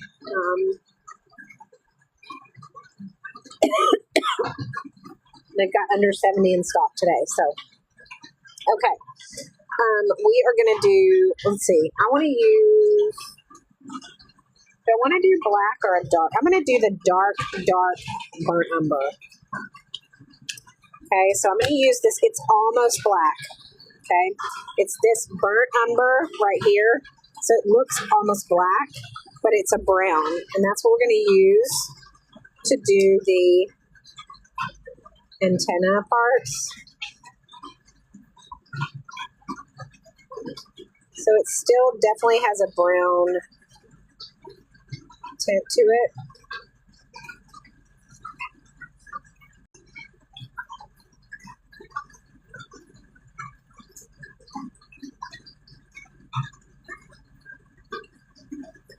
Okay.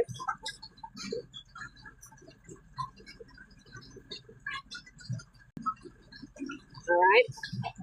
We'll do that same thing on the other side, and then we'll add the little round part on the end of the antenna.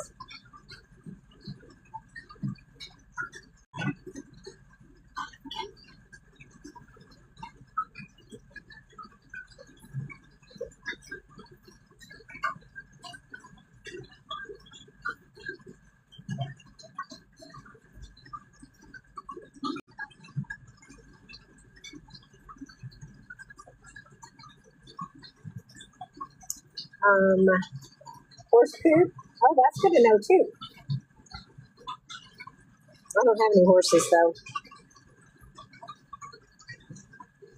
My dad has horses, but he's in Virginia, so that's not going to help me here in Texas. All right. Now we're going to move back to the raw umber. No, back to the ochre. I got those mixed up. Okay, ochre. I'm going to use the ochre to make the circles.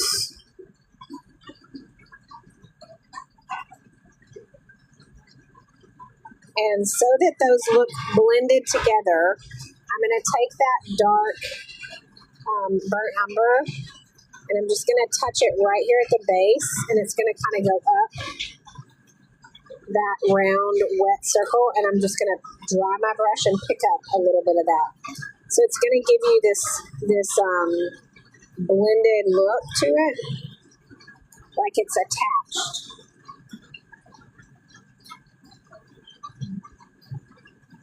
Thank you, Jamie.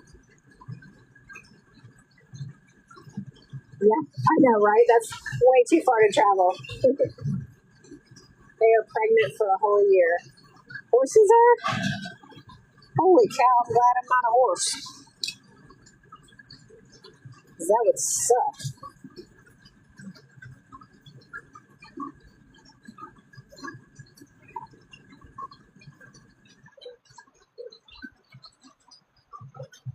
I didn't know they were pregnant for a whole year either.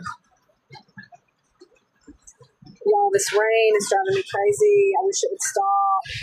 It's so loud.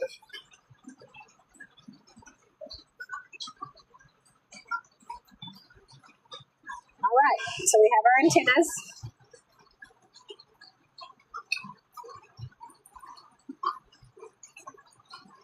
Yeah, this is not, 340 days is too long to be pregnant. That is way, way, way too long for me. Okay. All right, so we have our antennas done. We have our, I still feel like this doesn't look blended enough. Hang on. Let me fix that.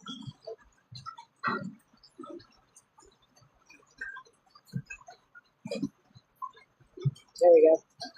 Better. All right, let's try that. There we go. Better. All right, let's try that.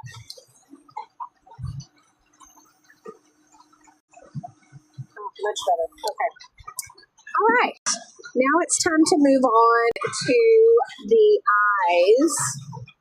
So here's how we're going to do that. We're going to take our black, so whatever black you have in your palette, put it on your detail brush.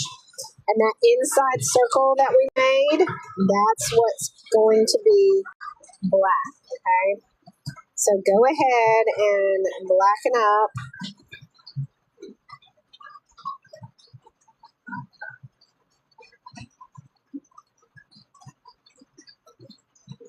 That inside circle. We'll do the white highlight in just a minute. Okay? But go ahead and get the circle done first.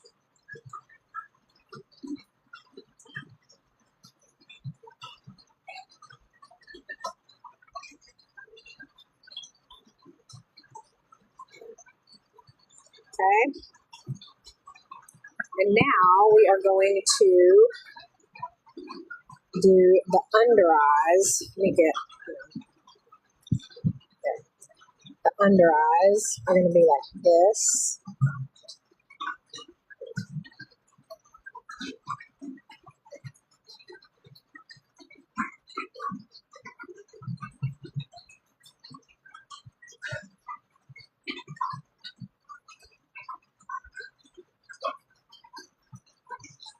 Okay.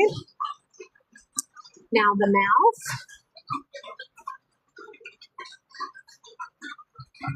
We're going to do the top part of the mouth with the black. And we're going to do the bottom part of the mouth with a red.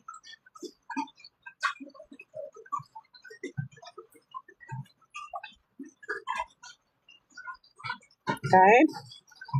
And then the nose, we're going to do with that ochre color.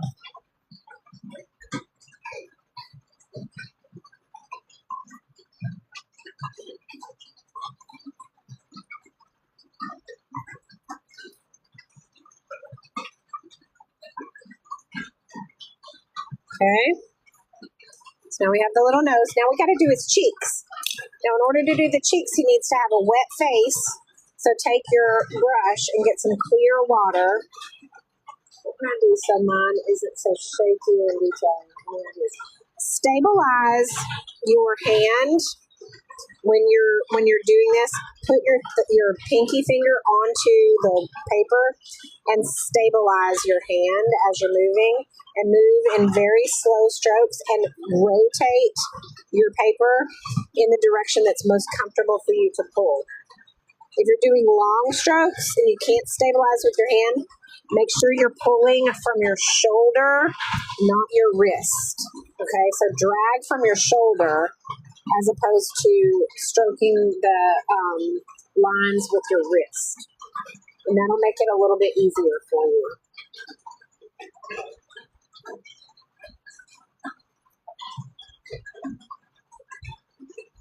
Okay, hopefully that'll help. All right, and now we are going to, what was I working on? Sorry, I got sidetracked. Hang on.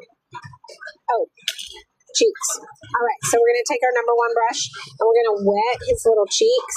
Make sure your water's clean. You want clear water.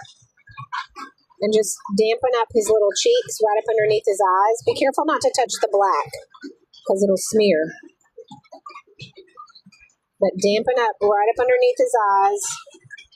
Okay, and then reach over and get some light pink, whatever pink you have, and dab it in the middle, like that.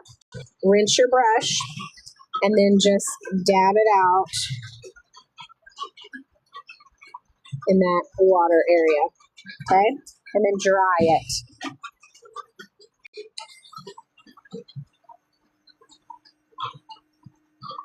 And now he's just going to have these little pink cheeks. Look how cute that is. Oh, I love his little cheeks. He turned out good, didn't he? All right. So now we're going to move on back to our detail brush, guys. And we are going to do the stem of the flower. We're going to do that with that same green that we did the worm with. But we're going to use the dark green, the apple green. Not the macaroon green. Okay, we're going to go down the stem with that apple green.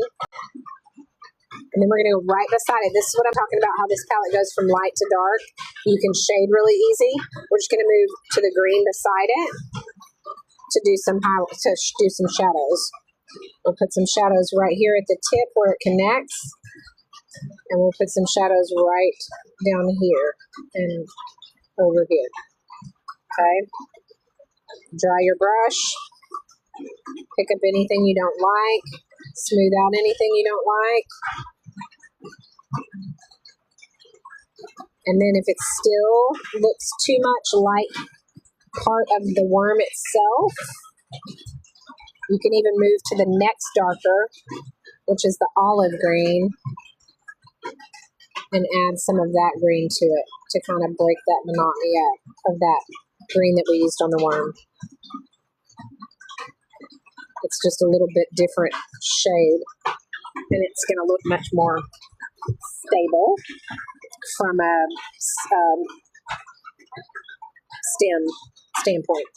Okay, so now it is time to start working on the flower before we do the detail work. Okay, so let's get the flowers done. I'm going to take my detail brush and I'm going to put that away because I don't need that right now. Make sure it's rinsed and clean before you put it away. And I'm going to put that back in the case so I don't lose it. Put that over here, and then I'm going to pull out my Meeden number 1. So let me just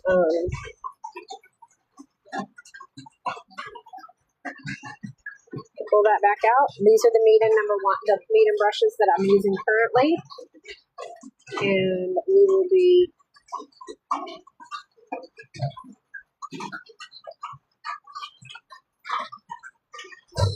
right.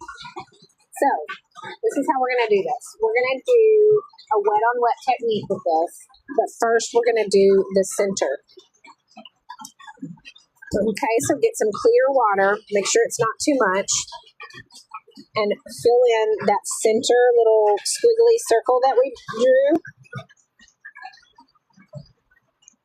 Fill it in with water. Okay, and we're going to put this mustard yellow. We're going to use this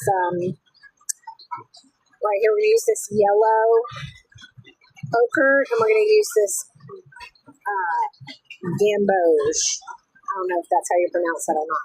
We're going to use the gamboge first, and we're going to put that in the center of the flower. And while it is still wet, we're going to rinse our brush. We're going to get some of that yellow ochre, and we're going to put that right along the bottom. That's not dark enough, so let's do the regular ochre, that brown ochre color. I'm going to add that in. Okay. Ooh, that overpowered it.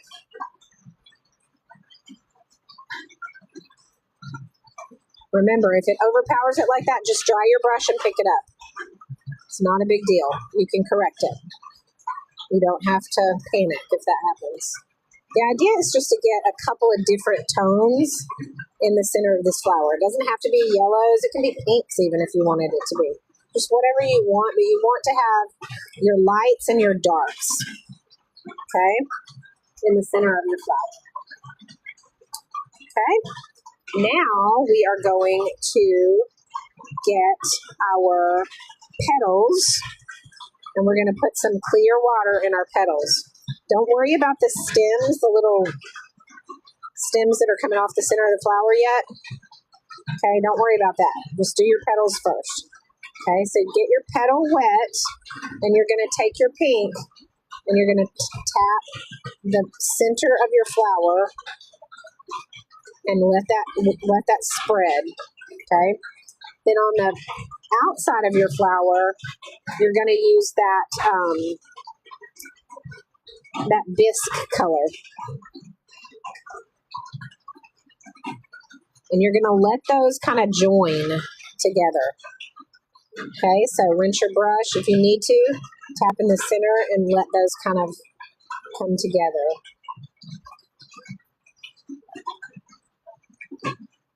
Okay, so you're going to end up with this like beautiful petal that's got that lighter edge and the darker center. Okay, you're going to do the same thing with the next petal. Wet it. You know what? I'm going to dry each petal individually so that they don't blend into each other. So make sure each petal is dry before you move on to the next one. Okay? So now take your clear water, put it into the next petal.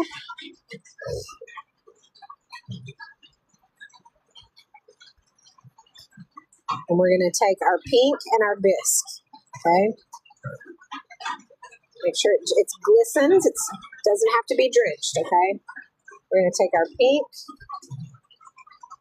Actually, our pink.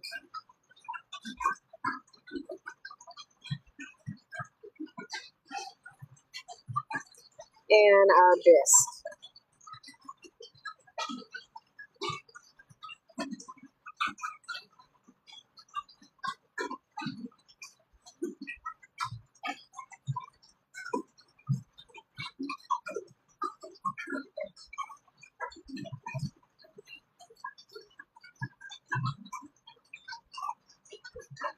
Okay, and let those kind of blend,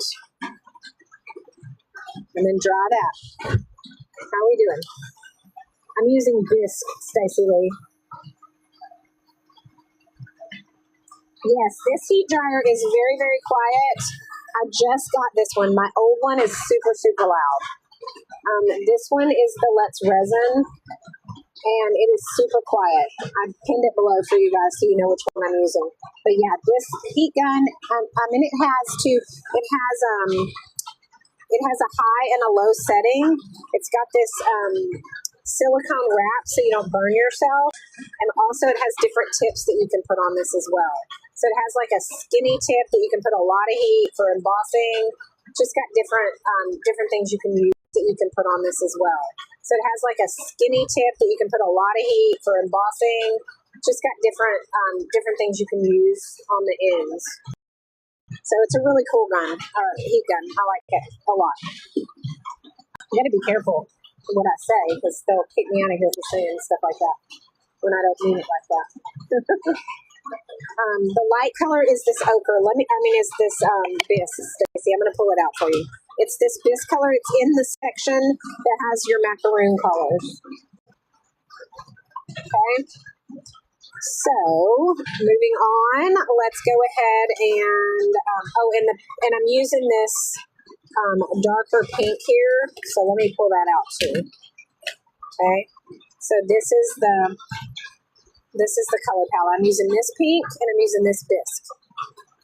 Okay. So bisque, dark pink, bisque. Get that wet.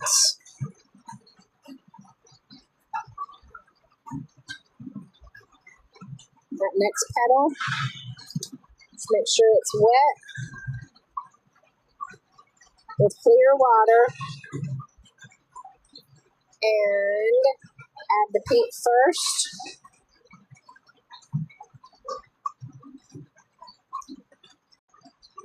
And then add the bisque at the top, all the way down.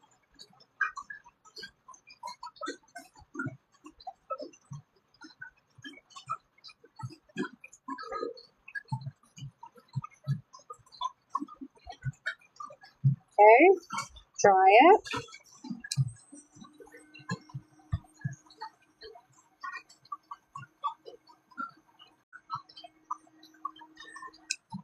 And then move to the next petal. Make sure these are blended and they're at least touching. I'm kind of messed that up there. So I want to make sure I blend those together. You don't want any white space between your petals.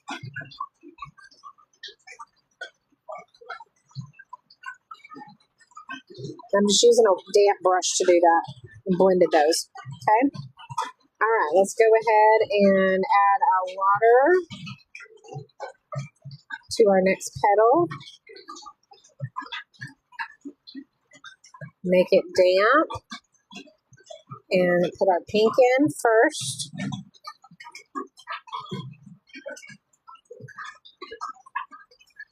And then our bisque.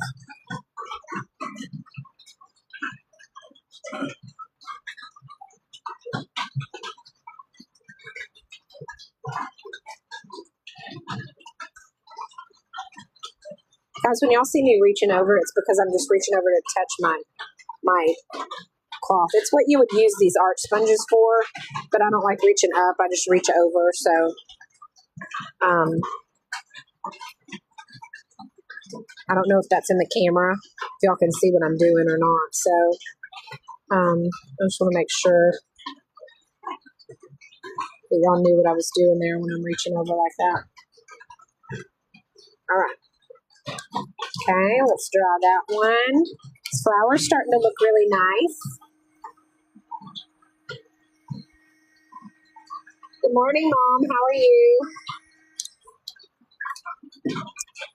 The color that I'm using is this pink, this dark pink right here, Stacey Lee.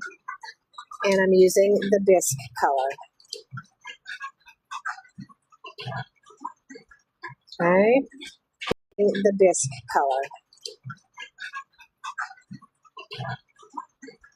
Okay. Get the next petal wet.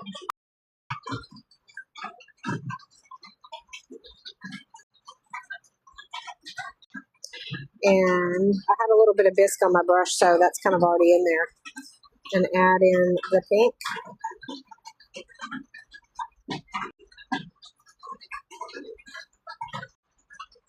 Just make sure that gets spread, the bisque.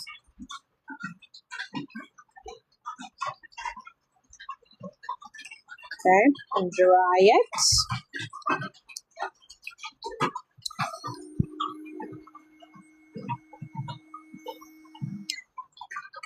And then do the next one.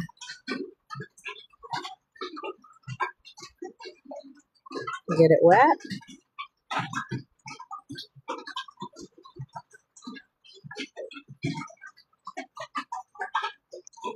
Oh, that rain is loud, y'all. Loud, loud, loud. I know I keep saying that, but it is incredibly loud. All right, let's do the pink.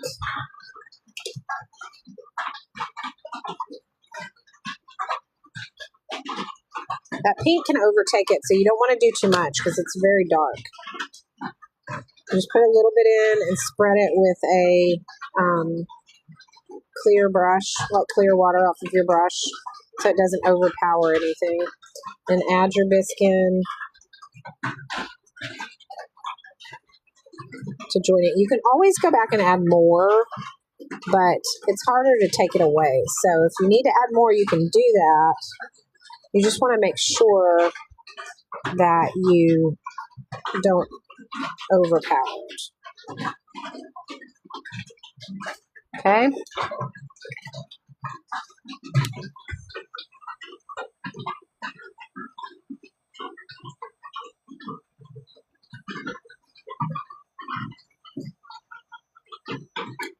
All right. And then the last petal, again, we just do it with clear water.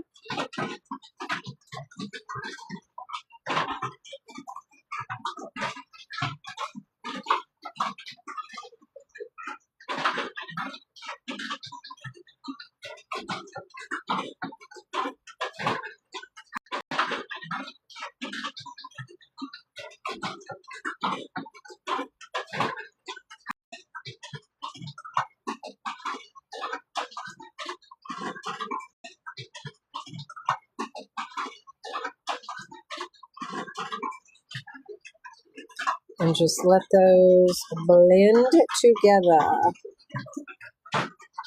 Okay, and dry it.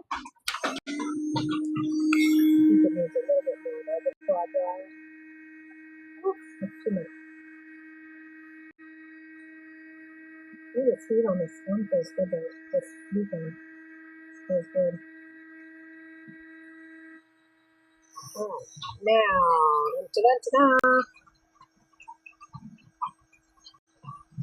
All right, so now we have our flower done. Now what we're going to do is we're going to go back into the center again with that same color that we did the yellow with, and just clean that up because it's still a little, it's kind of gotten a little muddied and muddled.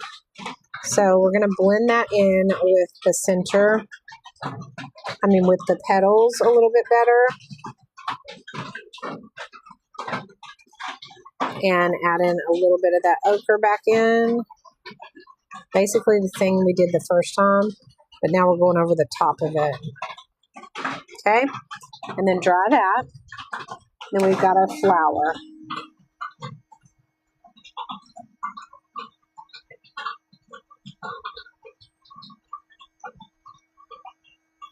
All right.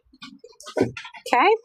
All right, so we have our flower. Now, I know that flower looks like a hot mess right now, but when we get the detail into this flower, it is going to look beautiful. So don't hesitate to, I don't want you to feel like it looks bad, okay? Because right now it does, but it won't be when we're done, okay? So trust the process. So if you're starting to doubt yourself, just trust the process, because I promise you it's going to be beautiful when we get done, okay? All right. So here's what we're going to do. We are going to now move on to the flower that's down here at the bottom. We're going to go ahead and take that green and do our stem. I'm not even going to use my detail brush. I'm just going to use this Meta #1 brush. And I'm going to do my leaves.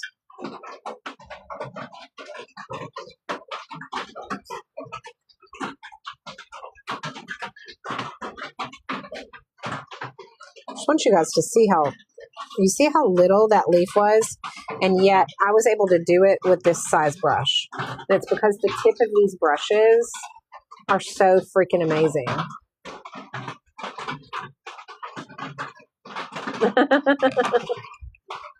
Hey, Alyssa. Angel, you didn't see the little one, huh? It was hiding on you. Mom, it's the rain. It's the rain. I have on my noise canceling microphone, but if I turned it off, it would be so loud. Literally, I can't hear myself talk right now because this metal roof is so loud. But I'm making it work, although it does sound like it's slacking up a little bit right now, so that might be good. I feel like we're getting, it's starting to slack, so that's going to be excellent. Okay, so here's how we're going to have to do this, guys. This is going to be a little bit more difficult from a mixture standpoint. We're going to go ahead and do the whole flower. I'm going to move this out of my way for a minute. We're going to do the whole flower in, okay, let me just make sure that I've got space. I'm going to move this up just a tad so I have some room. Okay, we're going to move this whole flower, or we're going to make this whole flower wet.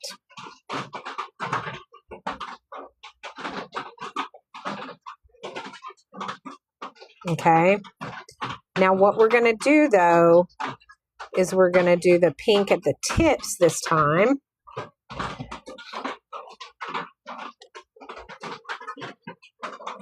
Right along the tip, like that. Okay, and we're going to do the bisque at the base.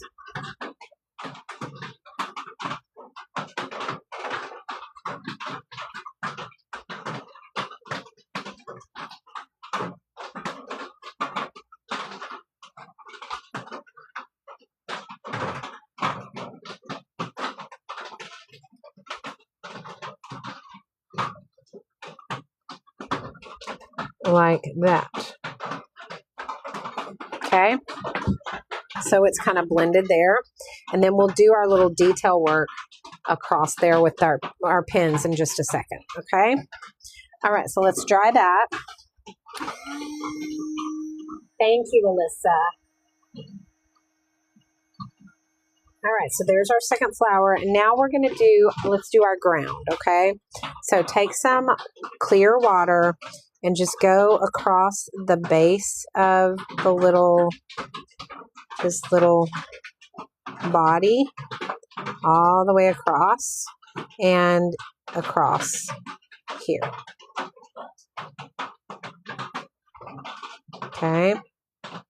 All right, so we're going to do that. Now what we're going to do is we're going to take a very dark green. Find the darkest green that you have, and we're going to run that right along the bottom.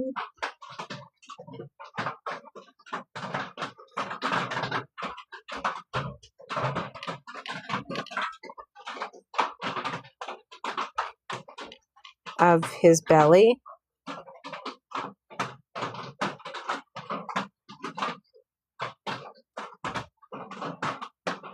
Like that. Okay. Then dry your brush and come along and just pick that up.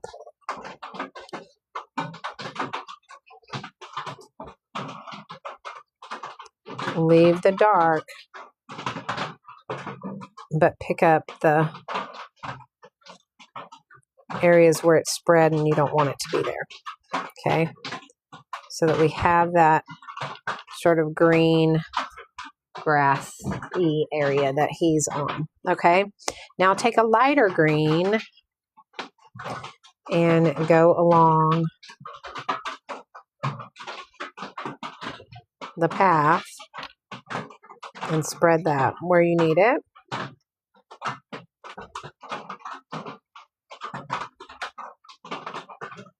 And then take some clear water and smooth some of that out.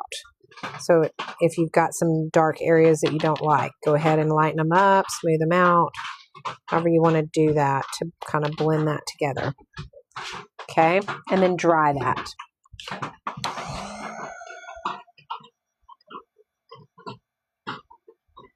he is turning out cute, you guys. I'm going to have to thank Kristen for saying a bug yesterday, because this brought out a lot of really cuteness into this painting.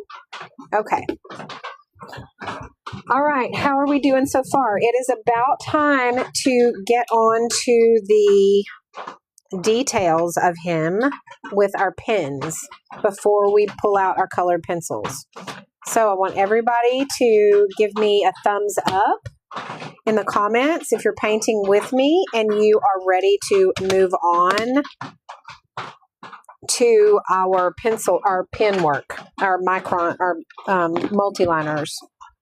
Okay, we're going to need an 05, an 03, and an 01. Okay, are we good? Fluttering Face says yes. CD Life, thank you so much. Top Flower, the petals are almost like hearts. Yes, they are like hearts. Very, very, very similar to hearts.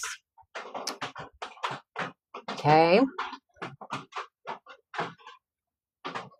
All right, we are moving on now to these grabby waterproof multi-liner drawing pens. It is a set of 20.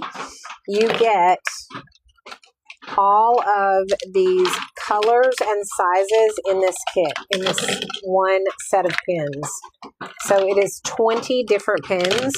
All right, you get all of your primary colors in the 05 size. So you get all of these in the 05 size, which I love. And then you also get hang on, let me put these up because I'm not going to be using these right now.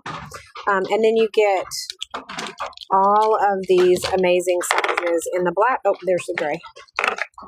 In the black too. So we're going to be using the 003, which is the teeny tiny, almost the size of a hair. The 005, which is just slightly bigger. And the 01, which is slightly bigger than that. Okay.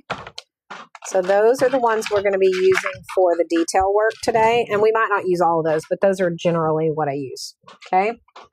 Hey, Samantha, how are you? Fluttering Faith, thank you so much. I appreciate that. I hope that you guys are learning. I learn with you guys. So just so y'all know, like, we did a duck the other day, Rochelle, and we did a chicken a long time ago. Like one of my very first lives that I ever did, somebody asked me to do a chicken and we did it. And I was not very good at it because I was not near as good as I am now because I've done a lot of practicing since then. I probably have it here somewhere, honestly, that chicken. Let me see if I do. I do. I bet I do. So you can see how much I've improved because this chicken is not good. But I mean, it's way better than I thought I could do at the time because I was not, like people were talking me into doing all kinds of crazy stuff that I couldn't do at the time. Let's see. Where's my chicken? I know I have it. I guess I don't. It's here somewhere. I'll have to find it for you. And I'll show it to you sometime because it was for sure not good. I mean, it was all right. Let me see. I bet it's in here. Let me see if it's in here.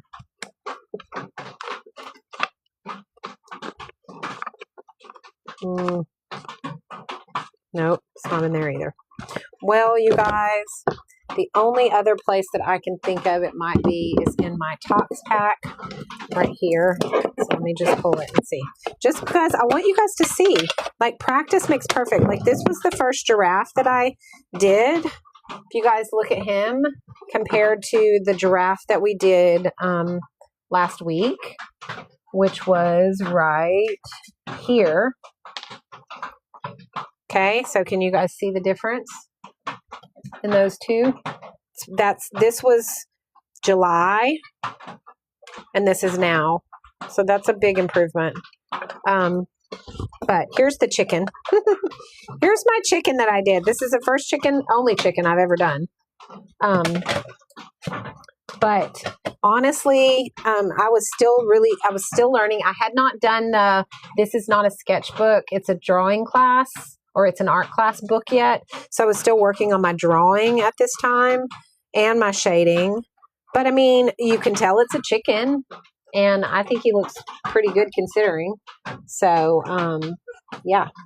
So when I first started doing lives, this is where I was at in my art journey. So, you know, I want to encourage everybody to just get out of your comfort zone and don't be afraid to make mistakes. Don't be afraid to mess up. Don't compare yourself to others, because the honest truth is I wasn't that great. I'm still not that great, but I wasn't that great at the time. But I was like, you know what? I can learn if I get on here and go live and people hop in and we learn together. I'm going to get better. They're going to get better. And it's going to be a fun journey. And that was what this is all about. And so that's why currently I don't even worry about like how my painting turns out. I just prefer to just get on here and enjoy the journey with you guys and enjoy playing with new supplies and having fun with the different mediums and all of that. So, so we're going to use the 003 for the details. And what we are going to do to start is we are going to get these eyes taken care of. So let's go ahead and make our eyes pop. Okay. So we're going to make the interior section of our eyes a little dark.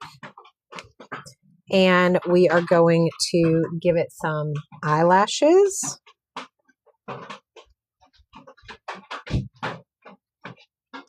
Okay, like that. And then same thing over here.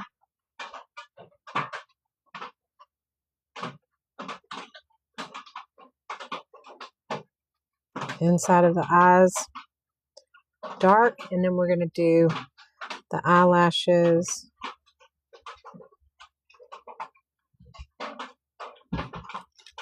Like that. Now, you see the difference that made in the eyes just doing the detail work? Now, I'm going to go ahead and get out a small white gel pen. This is not the gel pens that I recommend, just so you know. This is a set that I have that's got a small tip on it. And I'm going to put the highlights in the eyes. You could do this with paint as well, but I'm going to do it with a gel pen. Round little white circle there. And then I'm going to do one right here as well.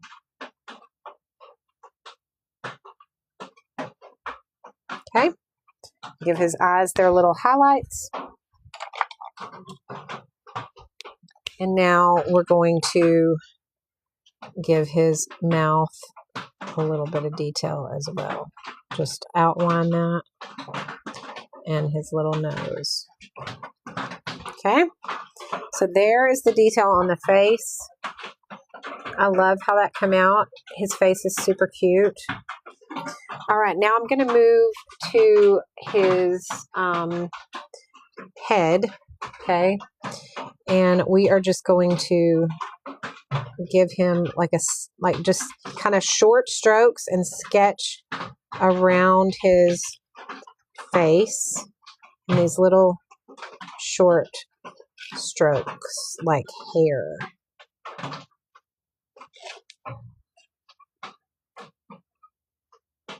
Follow the contours of the drawing itself.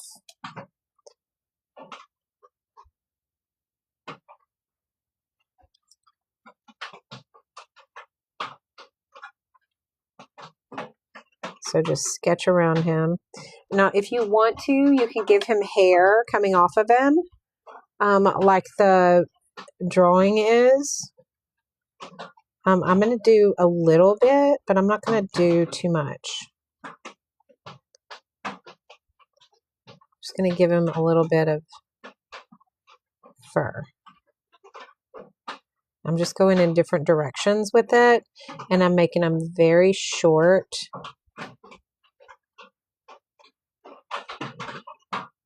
So he looks a little fuzzy.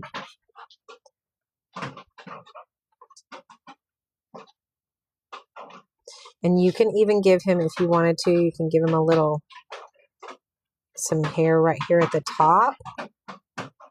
Like a little mohawk on the top of his head.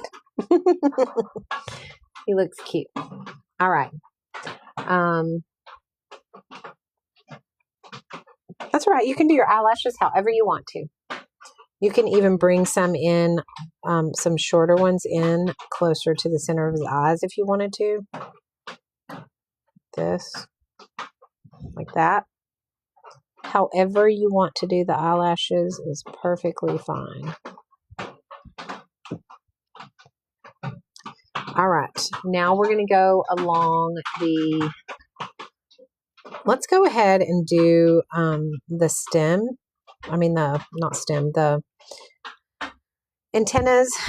And let's go ahead and just give some highlights on those right here and right here. Kind of bring those out just a tad, and that's it. I'm not even gonna outline those. And then we'll go along here, along his little chest, and we'll bring his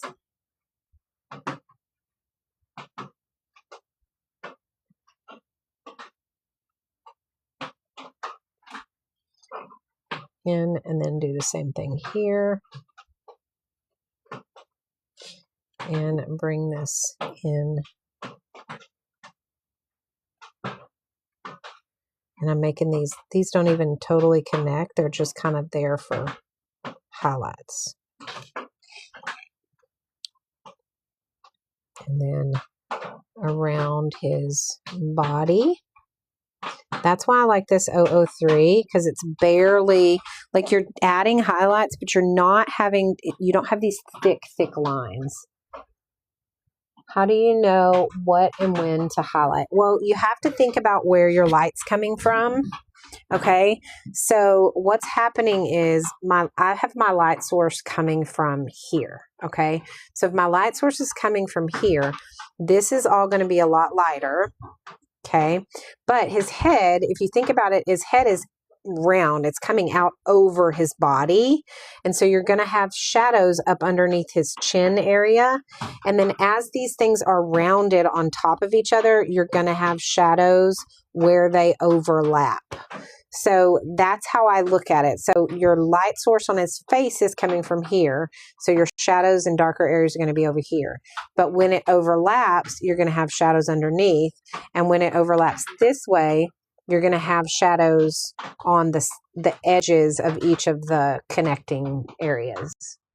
So you kind of have to look at where your light is. Now, if my light was coming straight over the top, it would be a little bit different. Like the center of his face would be more highlighted, and then the edge of his head would be darker. And then the centers of each of these would be lighter, and the rounded edges would be darker, if that makes sense. So you just have to decide, like I just usually do my light source from the left because that's what I'm used to, but you can do it however you want. So there's not really a right or wrong to highlighting. That is one of my most difficult parts of, I think, painting, is figuring out. Used to it was actually sketching the drawing out, but now it's more like, where does my light go and where are my shadows and, all of that. That's a difficult thing to learn, and I'm still not great at it. But I just take a shot in the dark, and sometimes it looks great, and sometimes it's like, oh, that probably shouldn't have gone there, but it is what it is, so I'm going to leave it. So just know that, it's okay to not quite know where those shadows go right now. You'll get better at it as you go. Now I'm adding in some hatching in between these little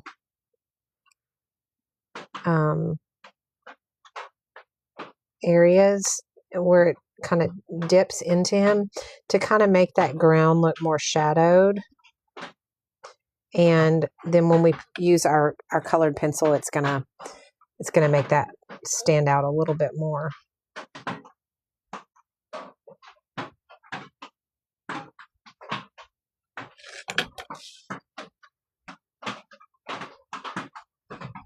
Okay. You are so welcome. Okay, so now we want to have a little bit of shadowing kind of coming in right here under where that's connecting at. So let's bring that this direction. And then maybe a little bit up into here. Just a little bit more up into these areas here. Okay. All right. Now let's go ahead and add a few highlights on the sides. Not highlights, but shading on the sides. And then let's add a little bit of hair. Not a ton. Like I said, I'm not making him super hairy today. But let's give him his little hair that's coming off of him. Excuse me.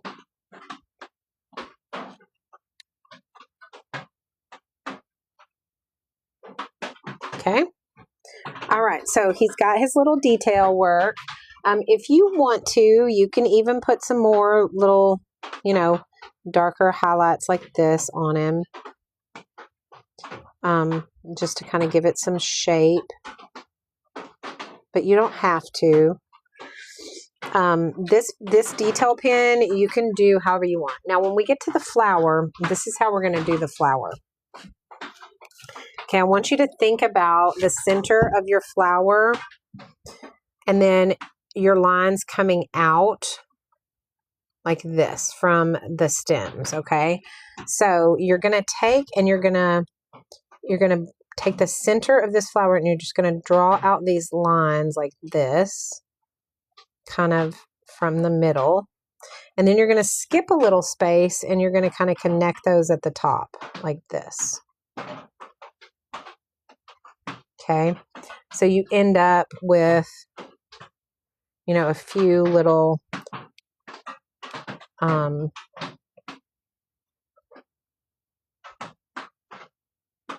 details like that. And then we'll do the stems.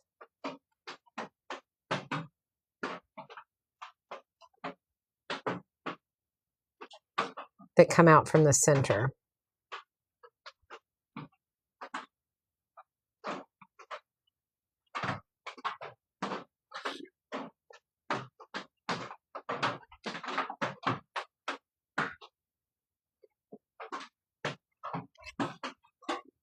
Okay, so we're just following the contour of the petal, but we're not making it one solid line, and we're thickening it kind of up in the center.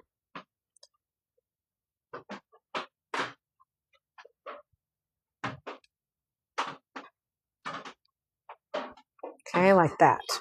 Okay, now we are going to, let's see, where I'm confused is the chest part where you have one color and another color, and then the orange is his stomach and the green is his back. Yes. Okay, so this is his belly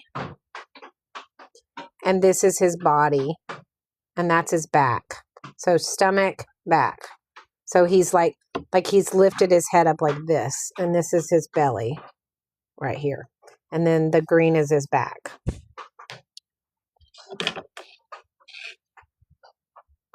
Hopefully that makes sense.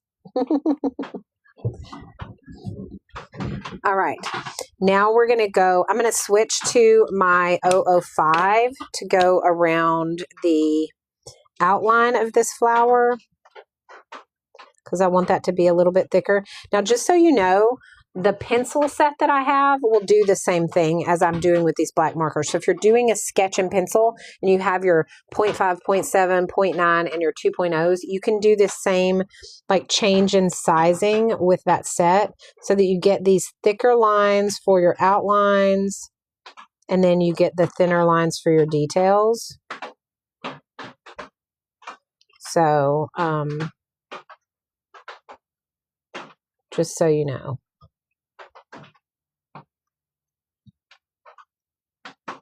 That's why I like that set, because it has the options of all of those different sizes in lead.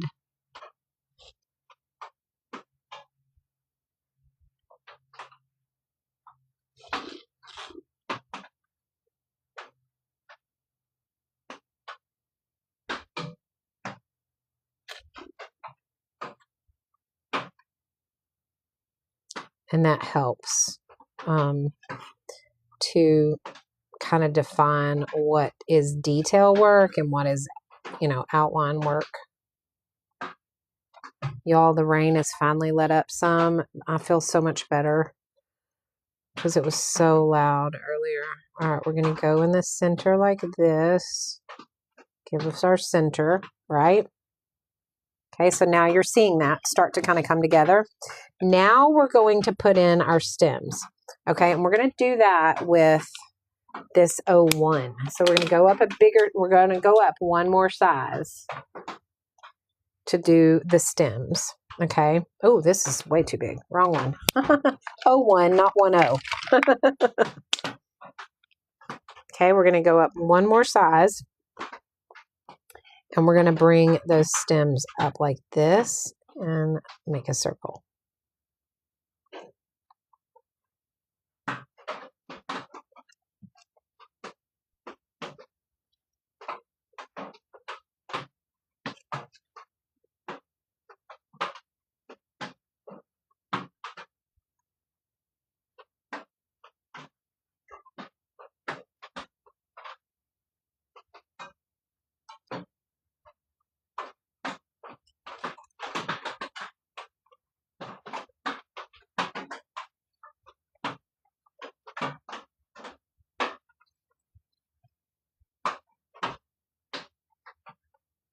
Okay, so now we have the stems in that.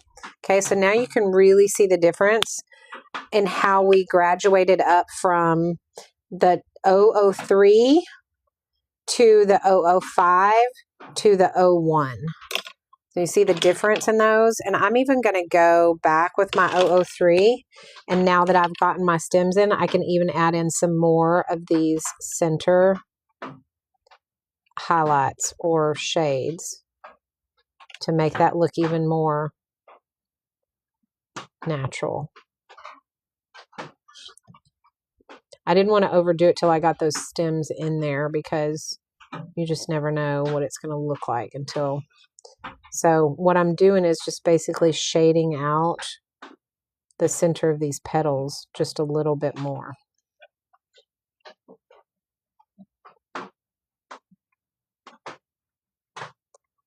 Right? Are y'all seeing that kind of come together now with what I'm talking about? With these different size liner pens. That's why I love to have a set of pens that are, you know, have different tips on them, and pencils for that matter. Because see, now you can see kind of how that brought that all together. Okay. You'll see that? Thank you, Angel. I think he's a cute little worm too. All right, now we're going to do that same thing with this smaller flower down here. Okay. We are going to simply bring those petals out like this. And then we're going to give ourselves the top petals that are going to come down like this.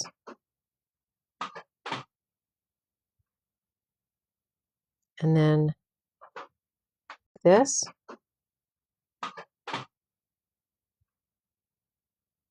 And then these pink ones.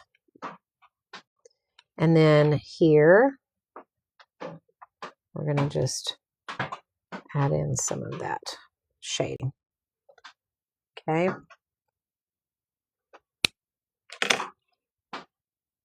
All right. Now I'm going to take my green and I'm just going to give these petals a little bit of definition. I could even put a petal on top of it if I wanted to. Like if I wanted to add a petal like right here over the top, I could. Like it's covering that flower.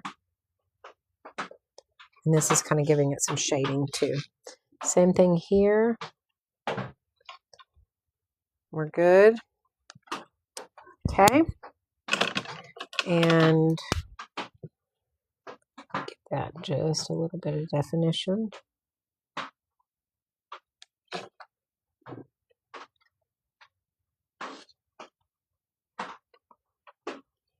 Love it.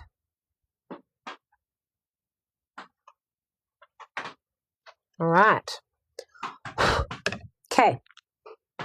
Now it is time for colored pencils. We're going to make it now look, it looks super cute the way that it is, right? Okay, we could stop right there and it would still be a absolutely beautiful painting. But what we're going to do next is we're going to add some colored pencil shading to this, and it's going to start to make this look more 3D. It's going to start making it look rounded where it needs to be round, and it's going to start making it so it's not going to look so flat, okay? So what I want you guys to do is I want you to get whatever colored pencil set that you have. I'm going to go ahead and put my watercolors, snap them back in the palette. I'm not going to put them away because we're going to use them for the splatter at the end, but I'm going to snap them back in the palette so I don't have to worry about them falling somewhere.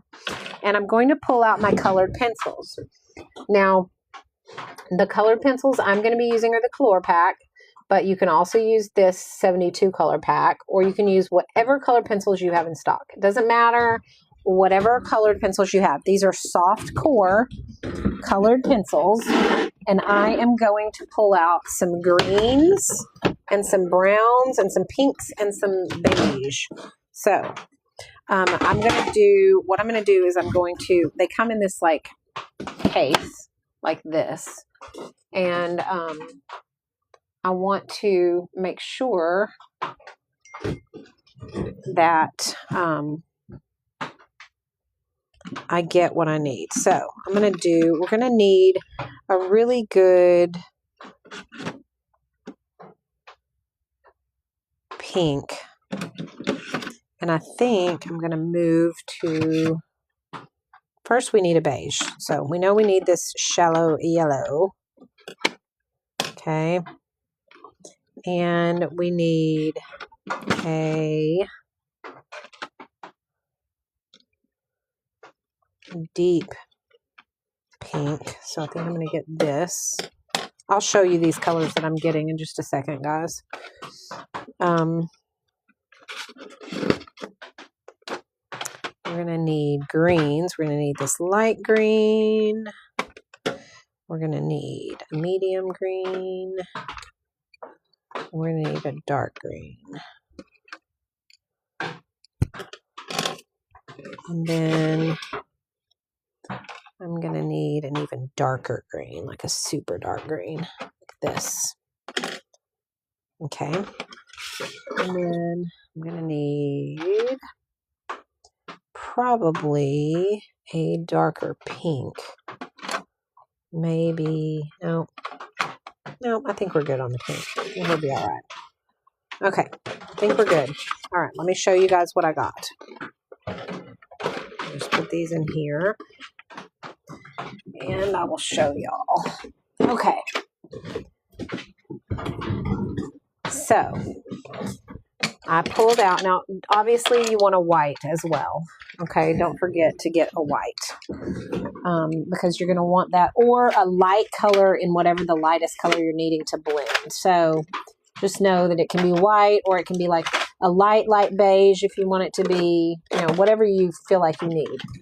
Okay, but all right, so for the flower, we're going to use this shallow yellow, and we are going to use this deep pink, and we need a lighter pink also. So let me find a really good light pink color for you guys. This color. All right, so we're going to use this azalea pink. All right, so those are the three colors that we're going to use for the flower. Okay. There are 8 layers, Jamie, in that set. So there are 8 different layers of pencils. It's 240 colors. I know that sounds like a lot, but I'm telling you guys, it's not a lot once you learn how to use colors. And so that's what I was saying earlier. Jamie, I was explaining to everybody that, like, when I did my, I had the 72 color set for years, and I love that set. Okay, don't get me wrong. I love that set. I am not saying anything bad about this set. It has been my favorite set for 3 years. But when I after practicing and learning really how to blend colors, now that I know, understand that blending process better, having more options makes it much, much easier to get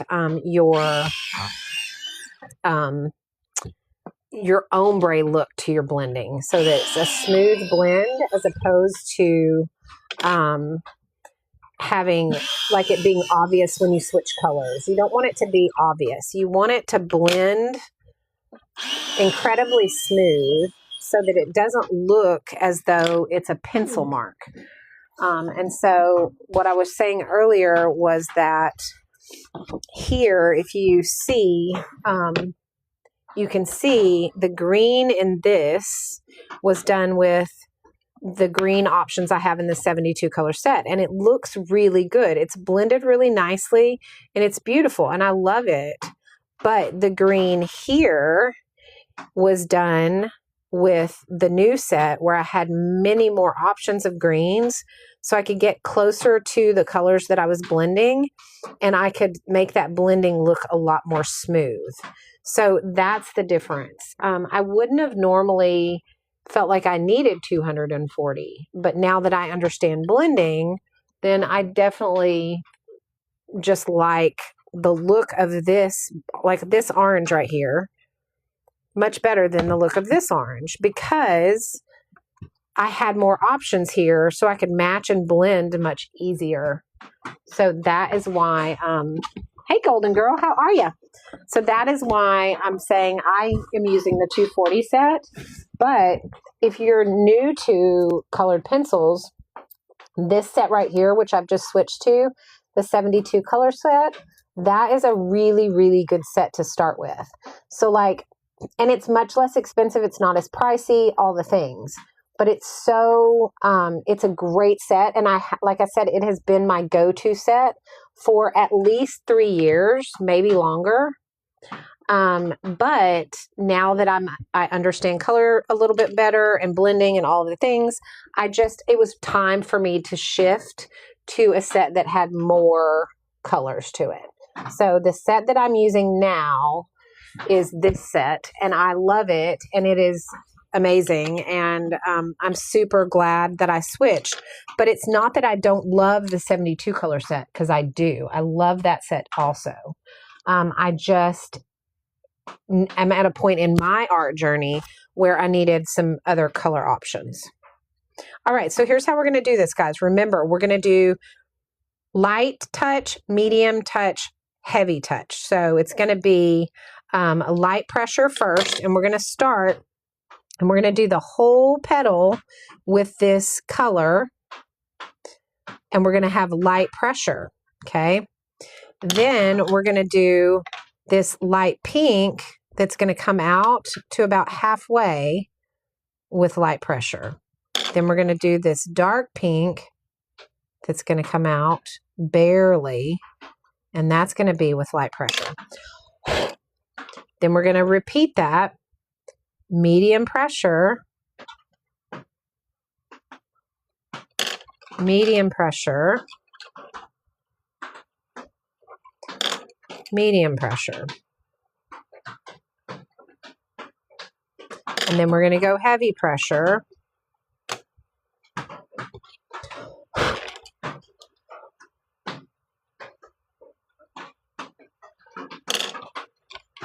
Heavy pressure. Heavy pressure. Okay. Then we're going to take our white and blend all that together. Okay. And there's your petal. Okay. Same thing. And when this flower gets done, you'll understand the process. Okay. So I'm going to go do the whole thing. Now that we did that whole process, so you kind of understand. So light pressure all the way.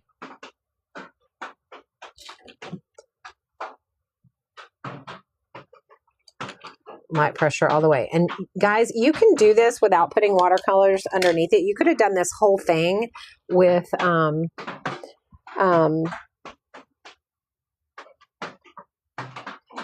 Yes, the pigment is really good in the 240 set. Stacy was wanting to know, the colors on the pencils. Sorry, let me tell you what they are. Okay, this is a azalea pink, and it's an 057. This one is a shallow yellow, and it's 048. And this one is the magenta, and it's an 016. And then the white, of course. Sorry about that.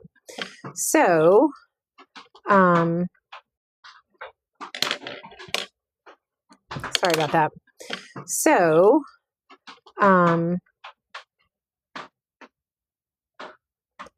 so once this process, we work through this whole process of light pressure, medium pressure, heavy pressure, it gives it a really nice ombre look to the blend.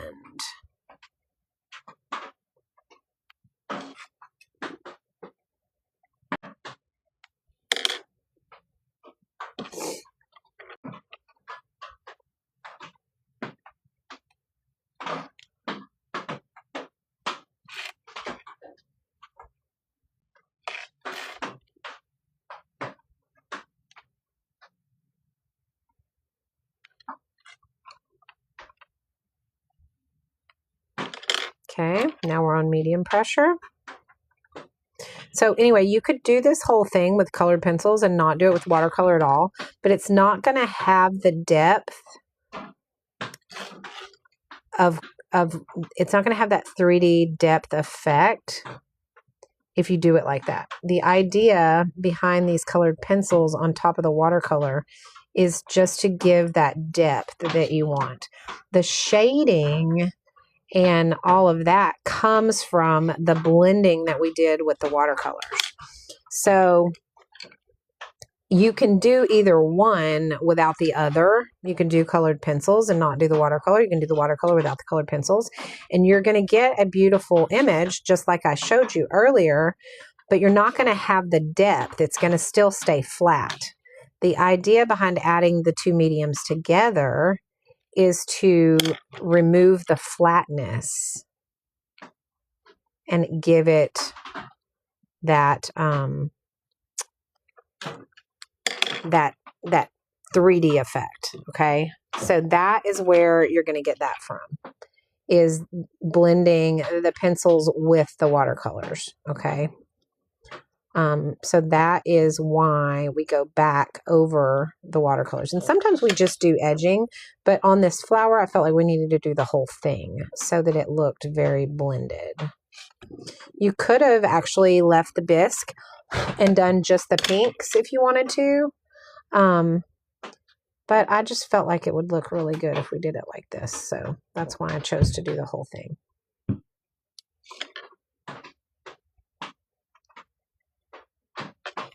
Okay. And hang on one second. I got a catch in my back. I'm going to have to stand up for just 1 second, guys. I have, my back has been bothering me because of my kidneys. And so I definitely have had to, I have to stand up periodically, and I've been sitting here a while, so standing up is important. Okay, so now I'm on the dark pink. Okay. Okay, and now what we're going to do is we're going to blend it all out with the white.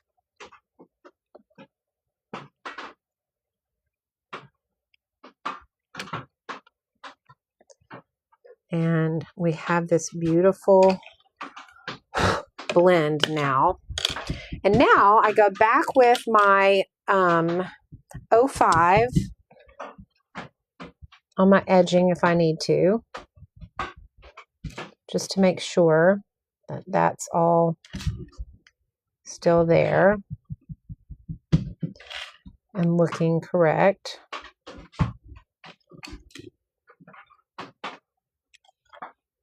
And if you want to, you can even go back with your 01 for the stem work.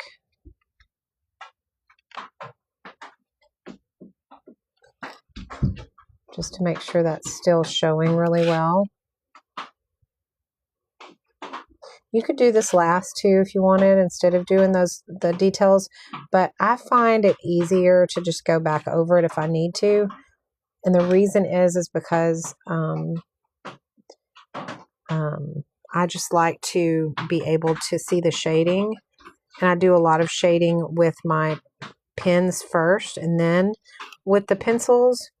And so it's easier for me to know where to add my colored pencils in when I've already got the detail work in there. Okay. All right. And I don't need to go through it with my 03. That looks fine. Now what we're going to do is we're going to take our greens. See, that's a really nice colored pencil set. Did you try? Yeah, that's what I'm using. Okay, Tim, that's what I was just talking about. So yes, I do need 240 colors, and I'll tell you why. So I'm going to show you, I've been using the 72 color set for 3 years now.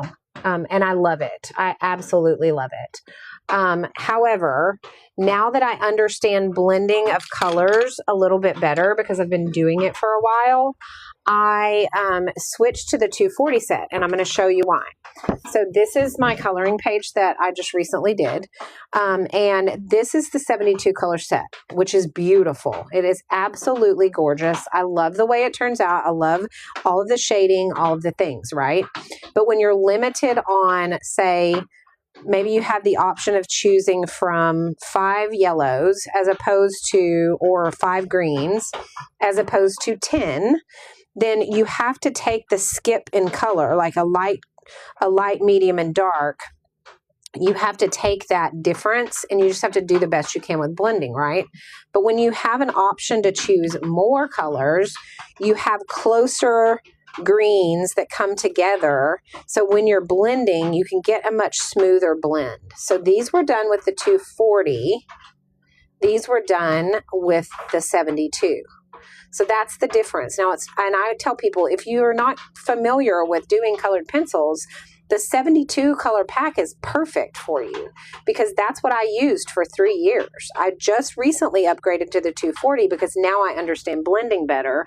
And because I understand blending better, I understand why I need more color options. So for instance, here is the orange, where I had only 3 oranges to choose from. But here I had like 10 oranges to choose from, or 12. So the blend on this is very different than the blend on this, if that makes sense. So that is why I choose the 240.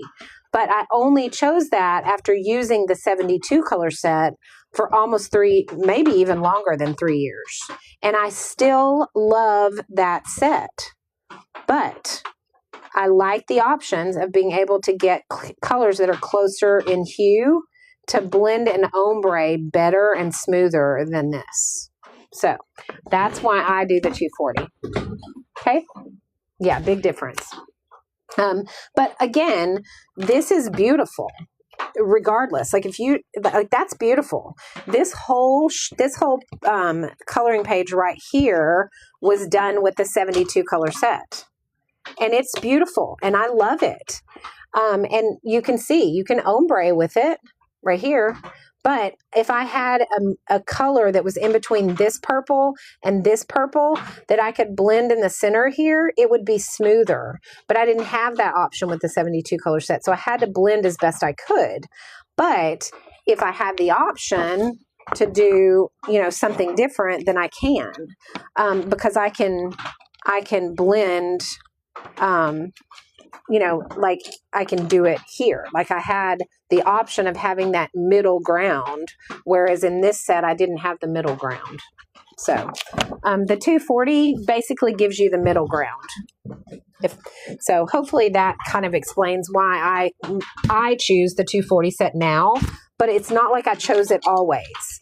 I've for many years used the 72 color set, and it is a great set. It is my absolute, like, literally it was my go-to set for years. So you cannot go wrong with the 72 color set. It's just that I personally need and want more options. Okay, so these are the colors that I have for the green. We're using the 100, the light yellowish green 100. We're using the light jade green 125. We're using the 135 forest green, and we're going to possibly use the dark bluish green 109. Okay, I'm not sure, but those are the four that I have picked. I'm going to use the light one first, and I am just going to go over this dark area, and I'm going to come about halfway out. So I'm not going to cover the whole thing. I'm just going to come about halfway out from the line of each one of these, okay? This is where our shadows are going to be. And then I'm going to take this medium and I'm going to come out not quite as far with this medium. And again, I'm using a light touch on this, guys. So light pressure. Okay. Now I'm going to use this forest green, and I'm just going to go right along the line. Barely. You want it to be very sharp because you want this to be a thin line. Okay. Now we're going to go back and we're going to do medium pressure. So now we're going with medium pressure out.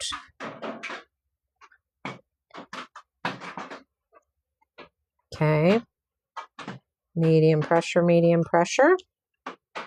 And now, can you blend colors from both sets? Oh yeah, absolutely you can, Angel. Yes.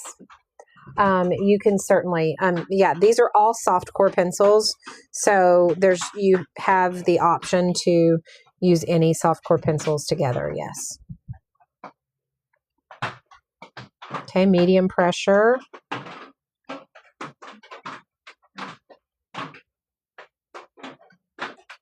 And medium pressure.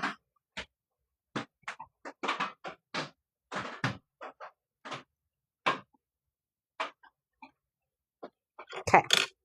And now we're going to do it the last time through is with heavy pressure.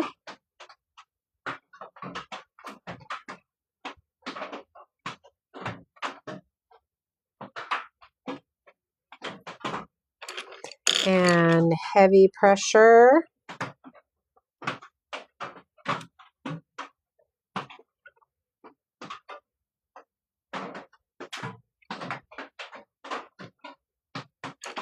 And heavy pressure.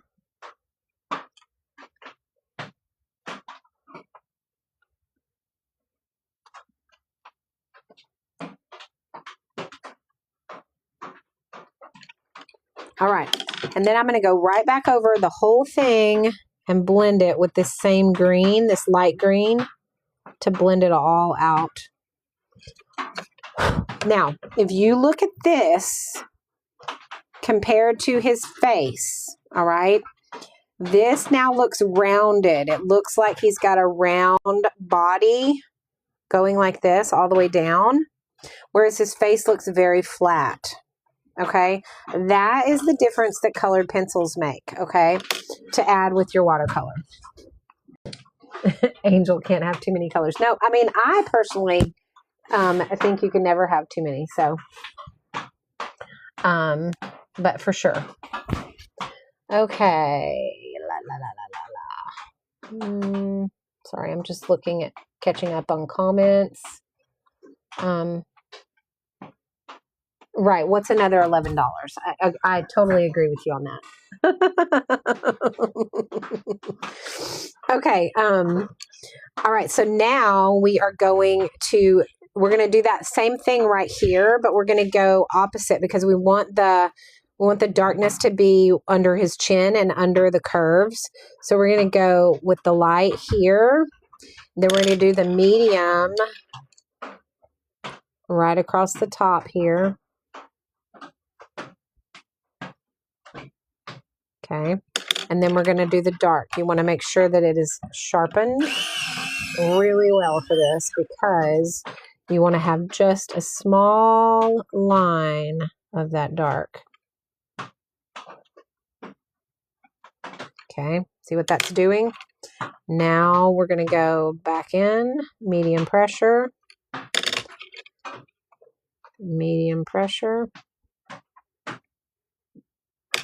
and medium pressure.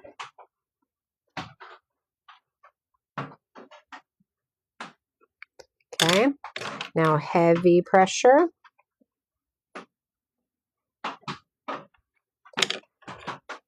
Heavy pressure. Well, at least the rain let up a little bit here at the end. And heavy pressure. Okay, so now you see how that looks like it's overlapping each other because it's got depth to it. That's what we're looking for, okay, guys? Now, let's do the head. Now with the head, we're going to go right where the shadows are, okay? Right along here with this light green. And then we'll go out with the medium green a little bit. And then we'll go in with the darker green right here on the edges.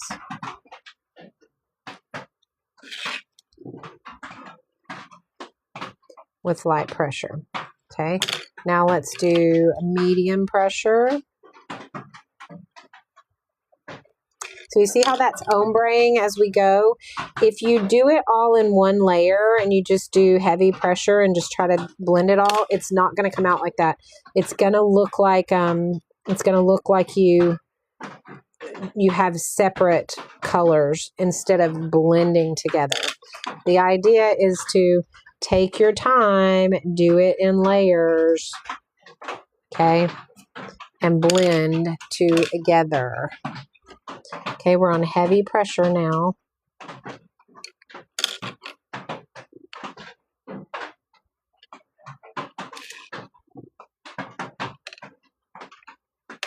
Okay, all right, so now you guys can see kind of what that did for his little head here. I'm going to pull this medium green up just a tad right here. Okay, so see what that did to his head? It made it look round now instead of flat.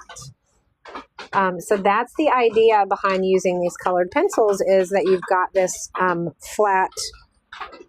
I guess I spoke too soon because the rain is coming back, but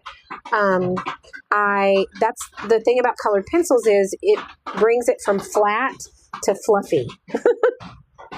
So, all right, so now I'm going to use my 72 color set now on the browns, because I already have those browns pulled. So this is going to be from this So Color set right here, okay? So that's what this is going to be from. And I'm going to use the coffee, and I'm going to use the coral, and let's see, the light coral. All right, those are going to be the browns that I'm going to use, I think. Maybe. I might use the apricot. Hang on, let me see. I think I want to use...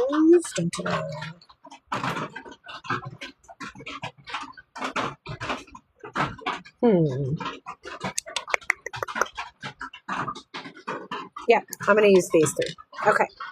So we're going to go in with this coral first, or light coral.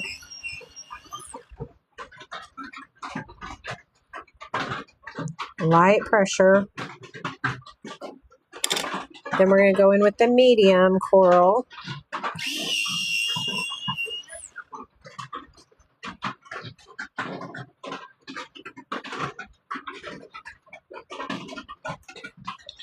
And then we're going to go in with the dark. Light pressure.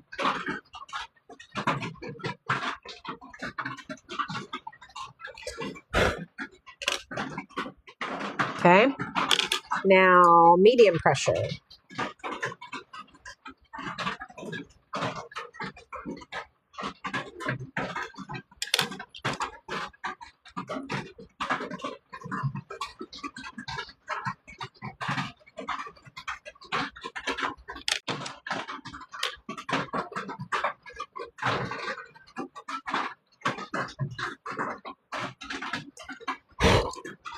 Now, heavy pressure.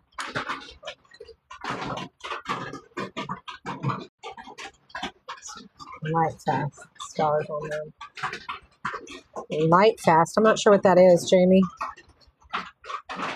You'll have to explain it to me. Okay, we're on heavy pressure now.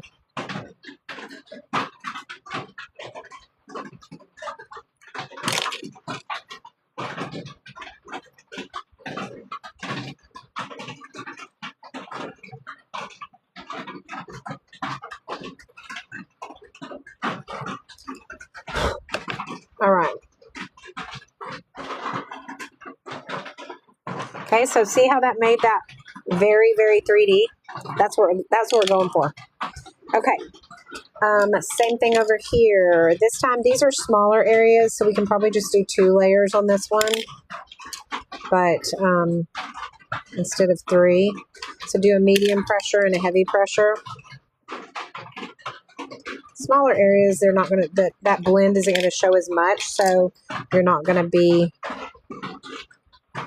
you don't have to do as many layers.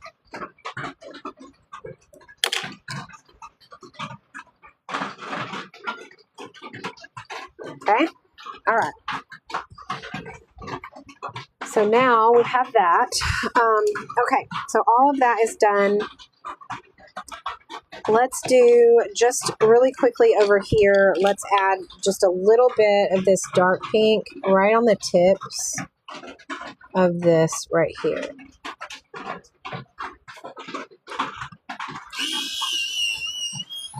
Don't hesitate to sharpen your pencil if you need a sharper lead to make to go with the look that you want, okay? You don't want to, if you need it to be a sharper lead, sharpen it up, okay? I'm going to go over that with this lighter pink and blend that in. And then I'm going to go over this lighter area here with this darker, or with this light shallow yellow, just right at the base. Okay, and that's it. Okay, that's going to give that the depth and dimension that we want by just putting this at the base as opposed to over the whole thing. All right. Okay, so there we have it. What do you guys think? I think he's super cute. We're going to splatter him. Before we do, I'm going to take that dark green that I didn't use earlier, the dark bluish green, and I'm going to go right up underneath his body where I drew those shading, that hatching, where I did that cross hatching. Okay, I'm going to go into those areas with this dark green just to kind of give that more of a shadow. Okay, and then I'm going to, you know what, I'm going to get a green that's right up underneath that color. So this dark green that I pulled, okay, so this is what I'm talking about. This is a prime example when I say 240. Arch gray colors last longer in sunlight than regular. Will just fade out, not last. Oh, okay, I see what you're saying. Okay.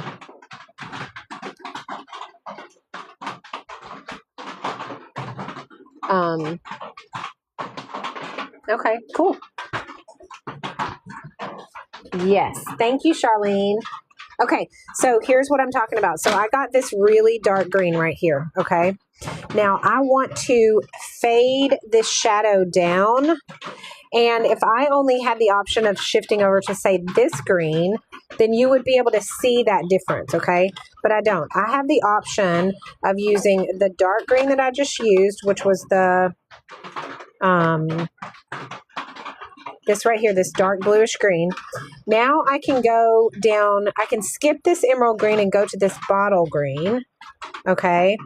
and I can skip this light olive and I can go to this pale green.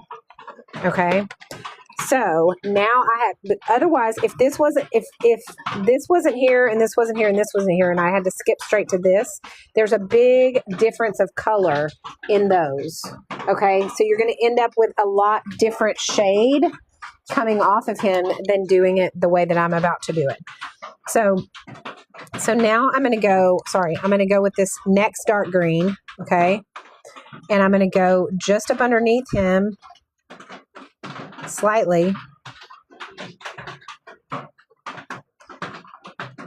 And you're not even going to really be able to tell the difference right now. And that's the idea, because you want it to blend, right? Blend that out just a tad. And blend that out right here just a tad. Now I'm going to take this lighter green. I'm going to go right up underneath that one.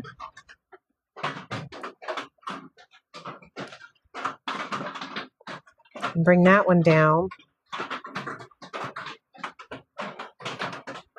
Okay. So you see that shadow underneath him is getting lighter as I go. So it's making it look much more natural.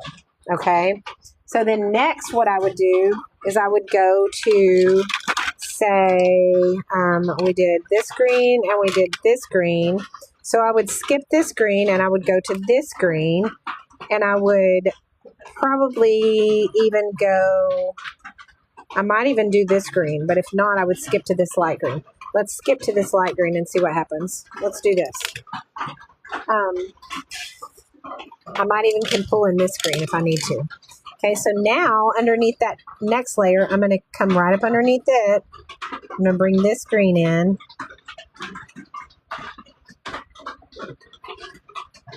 Okay.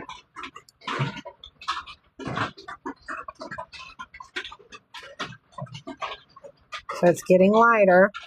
I'm using heavy pressure, by the way. And I'm bringing that, each green I'm bringing out further as I go. Okay.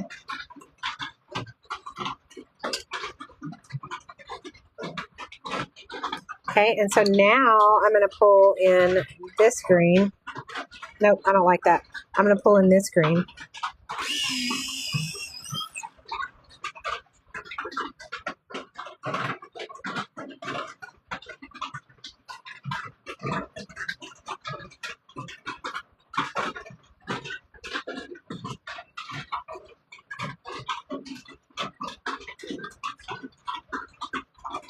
And I'm just blending that all with this one green. So now I have an option. So I had the option. So in this little bitty shadow right here, we used 6 different greens. We used 6 different shades of green. But you see what that did with that shadow. So it started right up underneath him with a dark, dark green, a couple shades lighter with another green, and we worked our way down. And then we blended it out so that it would all come together smoothly. So now it looks like that shadow is kind of spread across the ground, and it gives him a much better stabilized look on the ground, if that makes sense. I don't know if that makes sense. I'm probably not explaining it very well, but anyway, so that's kind of why I say I like having options on colors. So hopefully that makes sense to you guys. Okay. All right. Now let's go ahead and do some splatter on here really quickly, because it is time for him to get splattered. Oops, sorry guys, I dropped my microphone. Okay, sorry. Let's get some splatter on him. I'm also going to plug in my phone really quickly, because the battery is getting low and I don't want it to die on you guys. So let me get that taken care of, if I can find it. There it is.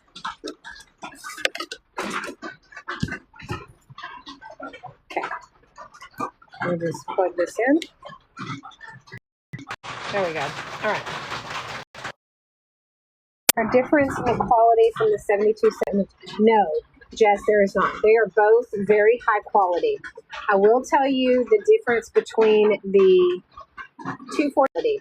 I will tell you the difference between the 240 set is the 240 set is a little more pigmented. Like you can tell that you don't have like heavy pressure on the 72 color set is medium pressure on the 240 set. So you're going to get a lot more pigment out of the 240 set. However, from a quality standpoint and a color standpoint, they're both beautiful, beautiful. They're both amazing sets. The only reason that I do the 240 set now, I used the 72 color set for 3 years, but now I do the 240 set because I can blend better with more color options. So that, like I said, this little green shadow underneath him is 6 different shades of green. Whereas if I had the 72 color set, I wouldn't have had those options. So that fade would have been a lot different with that 72 color set.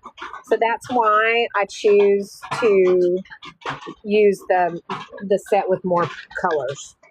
And I was showing everybody earlier, this is the difference. Like if you look at this page that I did, I use this as an example. If you look at this page, this is the greens in the 72 color set. They're beautiful. Like you can, this whole thing is done with the 72 color set. Absolutely gorgeous. Love the pigment, love the shading, everything. But I only had 3 options of greens here, whereas, or 4 or 5, not very many.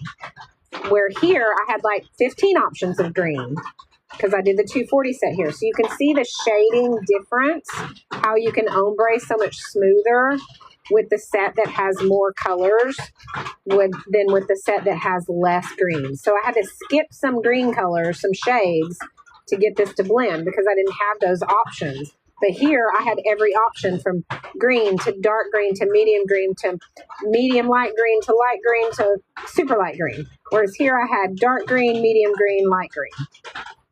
So that's the difference. That's why I like the other one. Okay, so let's go ahead and splatter this, guys. Let's splatter. Okay, hang on. I'm going to move that out of the way. Get this back up here and get this back here. Get this turned where you guys can see it. Okay. All right. So I'm going to do my, I'm going to put this over his,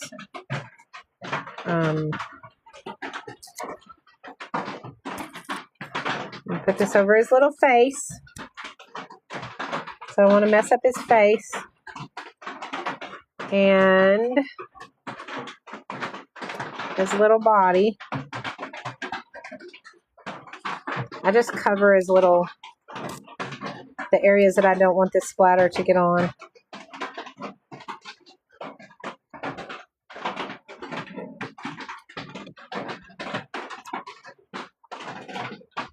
Okay. All right. So he's covered. Now I'm going to do my splatter. So I'm going to take my Meeden #1 brush. I'm going to use dark green today for my splatter. I'm going to use this, let's see.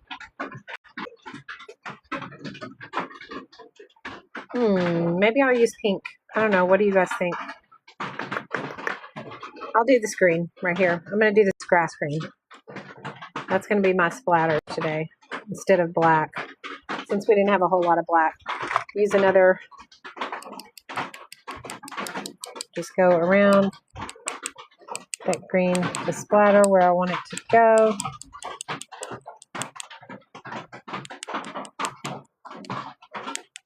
There we go. Okay, good job. Now I'm going to pull this off.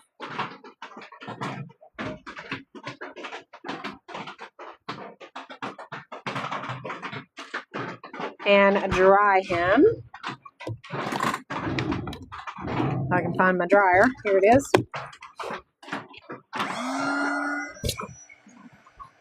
Okay, and we are in almost to the finish line. Yes, they do make a 540. They sure do. I know you guys think that sounds insane, but I'm telling you guys, after you've used colored pencils for a while, you're going to understand what I'm talking about. You're going to be like, yeah, I wish I had a green that was in between this green and this green. Because if I did, I could blend that so much better. So that's what I'm saying when I say, you know, you have to understand the blending.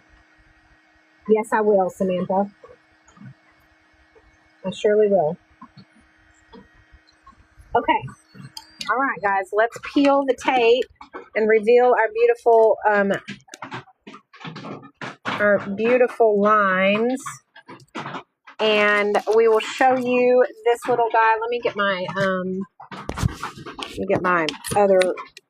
other thing set. I'm gonna bring y'all down here where I can let me get my other thing set. I'm gonna bring y'all down here where I can see you guys better.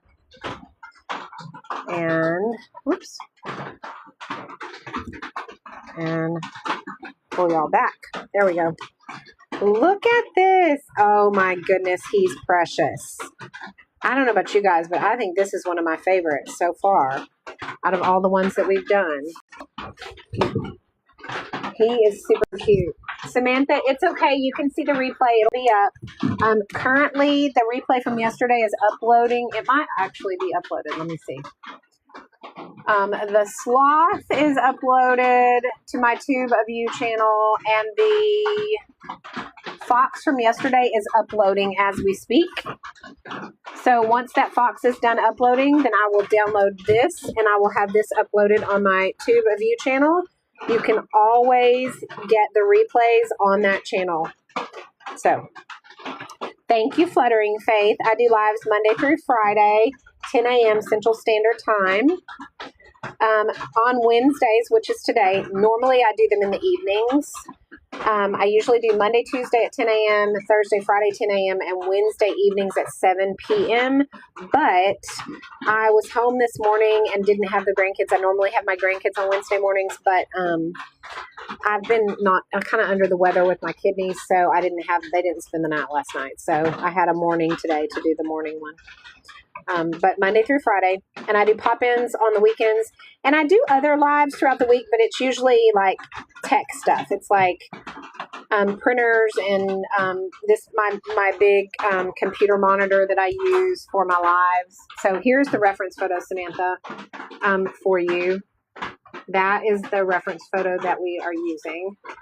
So if you guys, I'm going to reset this, so give me just a second. So there's that. Hopefully that helps. But yeah, I do lives because I use this for my whoops, sorry, I don't want to do that. I use this for my lives so I can see your comments coming through, and I can also see all my purchases. Clarissa, thank you so much for that purchase. So I can see all that coming through, and so I do lives on this as well. So you'll see me on lives doing other things, but my morning stuff is generally tutorials. So, well, thank you. I'm so glad. And you know what? I'm going to follow you back right now. So I appreciate that. And thank you, Mickey. Thank you, Cynthia. Thank you, Jess. Do not hesitate to go to my TikTok. And there is an LINK that you can follow to go to my Tube of You. And you can get the replays on all of the things that we've done this year so far.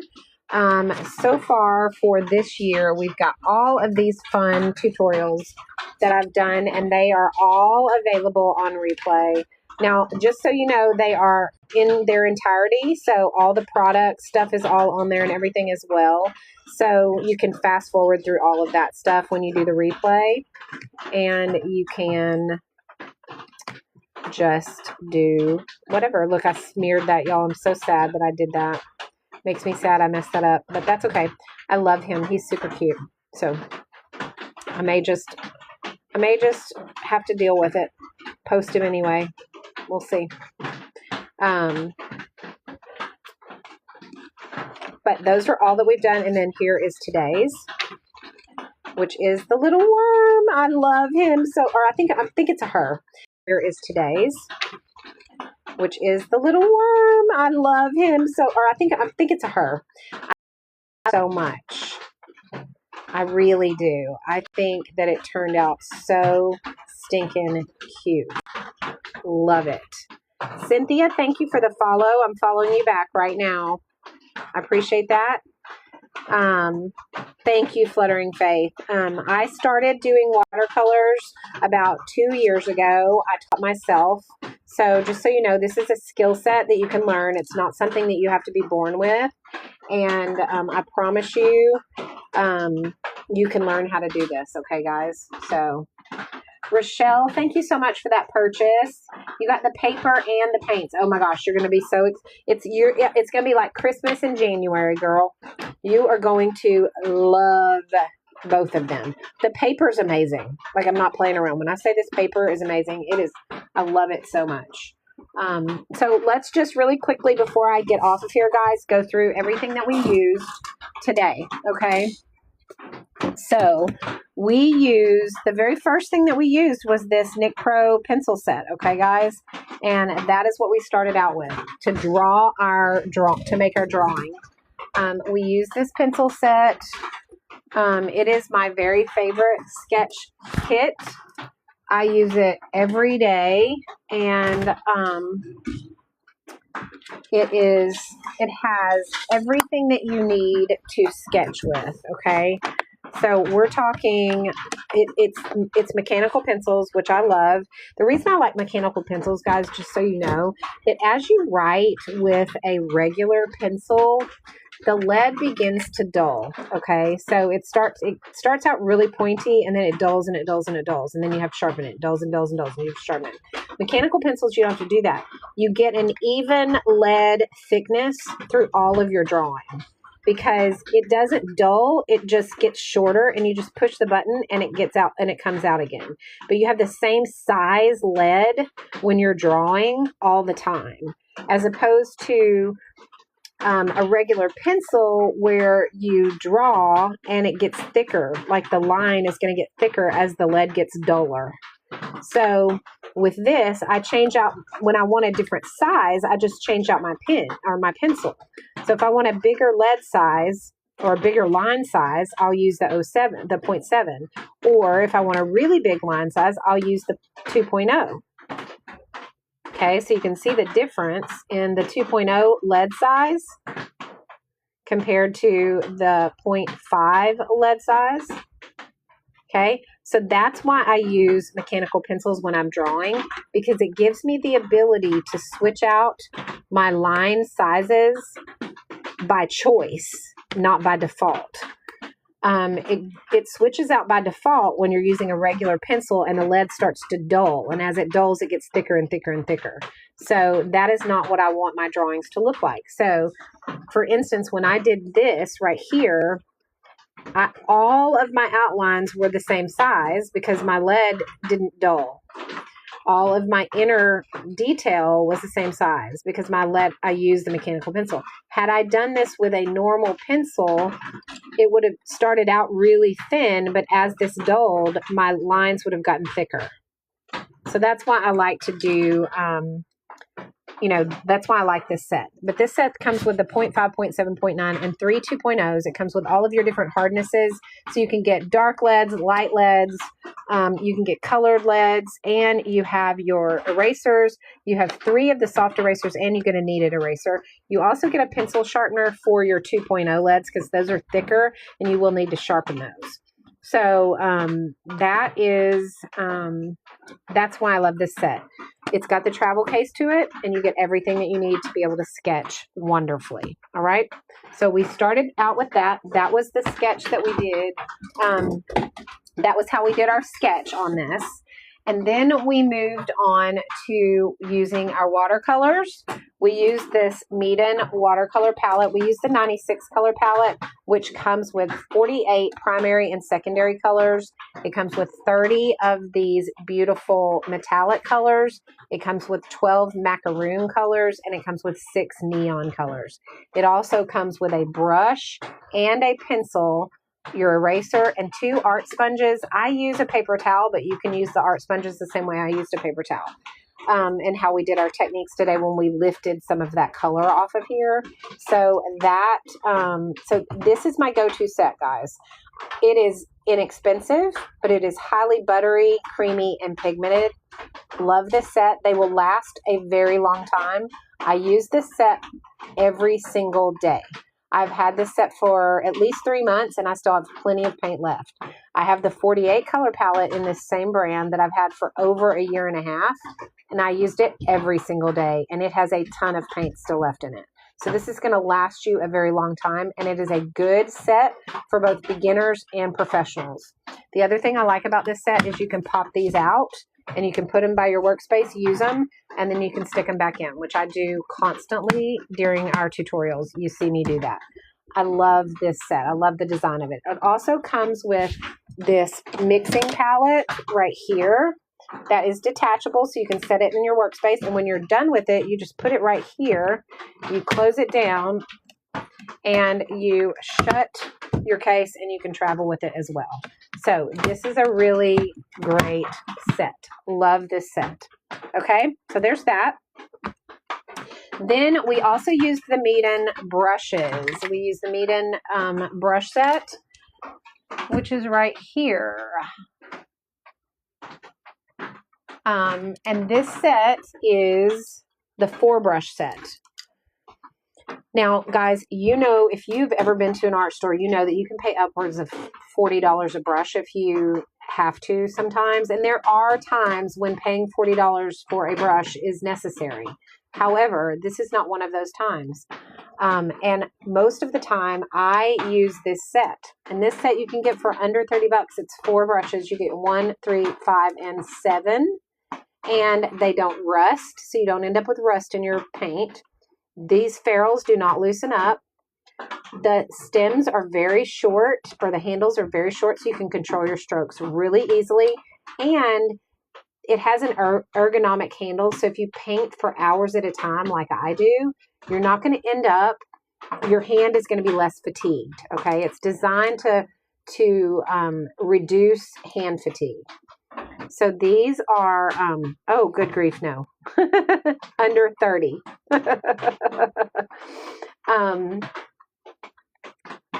So this is a really good professional brush set that will not break the bank. It's on a flash sale right now for, I think it actually may be under $25 right now. I'm not exactly sure, but it is definitely under $30, and it is it's a really good professional brush set that's not going to break the bank. So you guys, if you're looking for a good set, brushes matter, guys. Brushes matter. So this is a great set. The other brush set that we used today was the Detail Brush Set by Golden Maple. That is right here. This is my favorite detail brush set. It has 20 different detail brushes.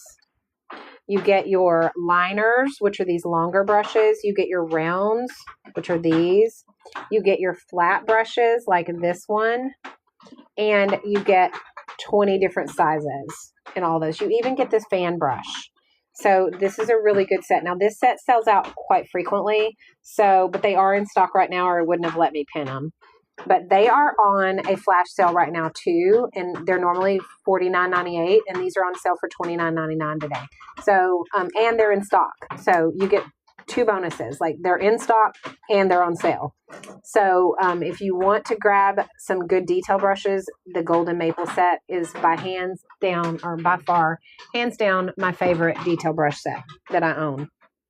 Yes, lots of deals, lots of deals. It's January, so they're trying to, get you guys back in the shopping mode from Christmas, I think. Okay, so those, and then the other thing that we used were the Grabby multi-liner pens, and those are for the detail work that we did. Those are right here. They're like the micron pens.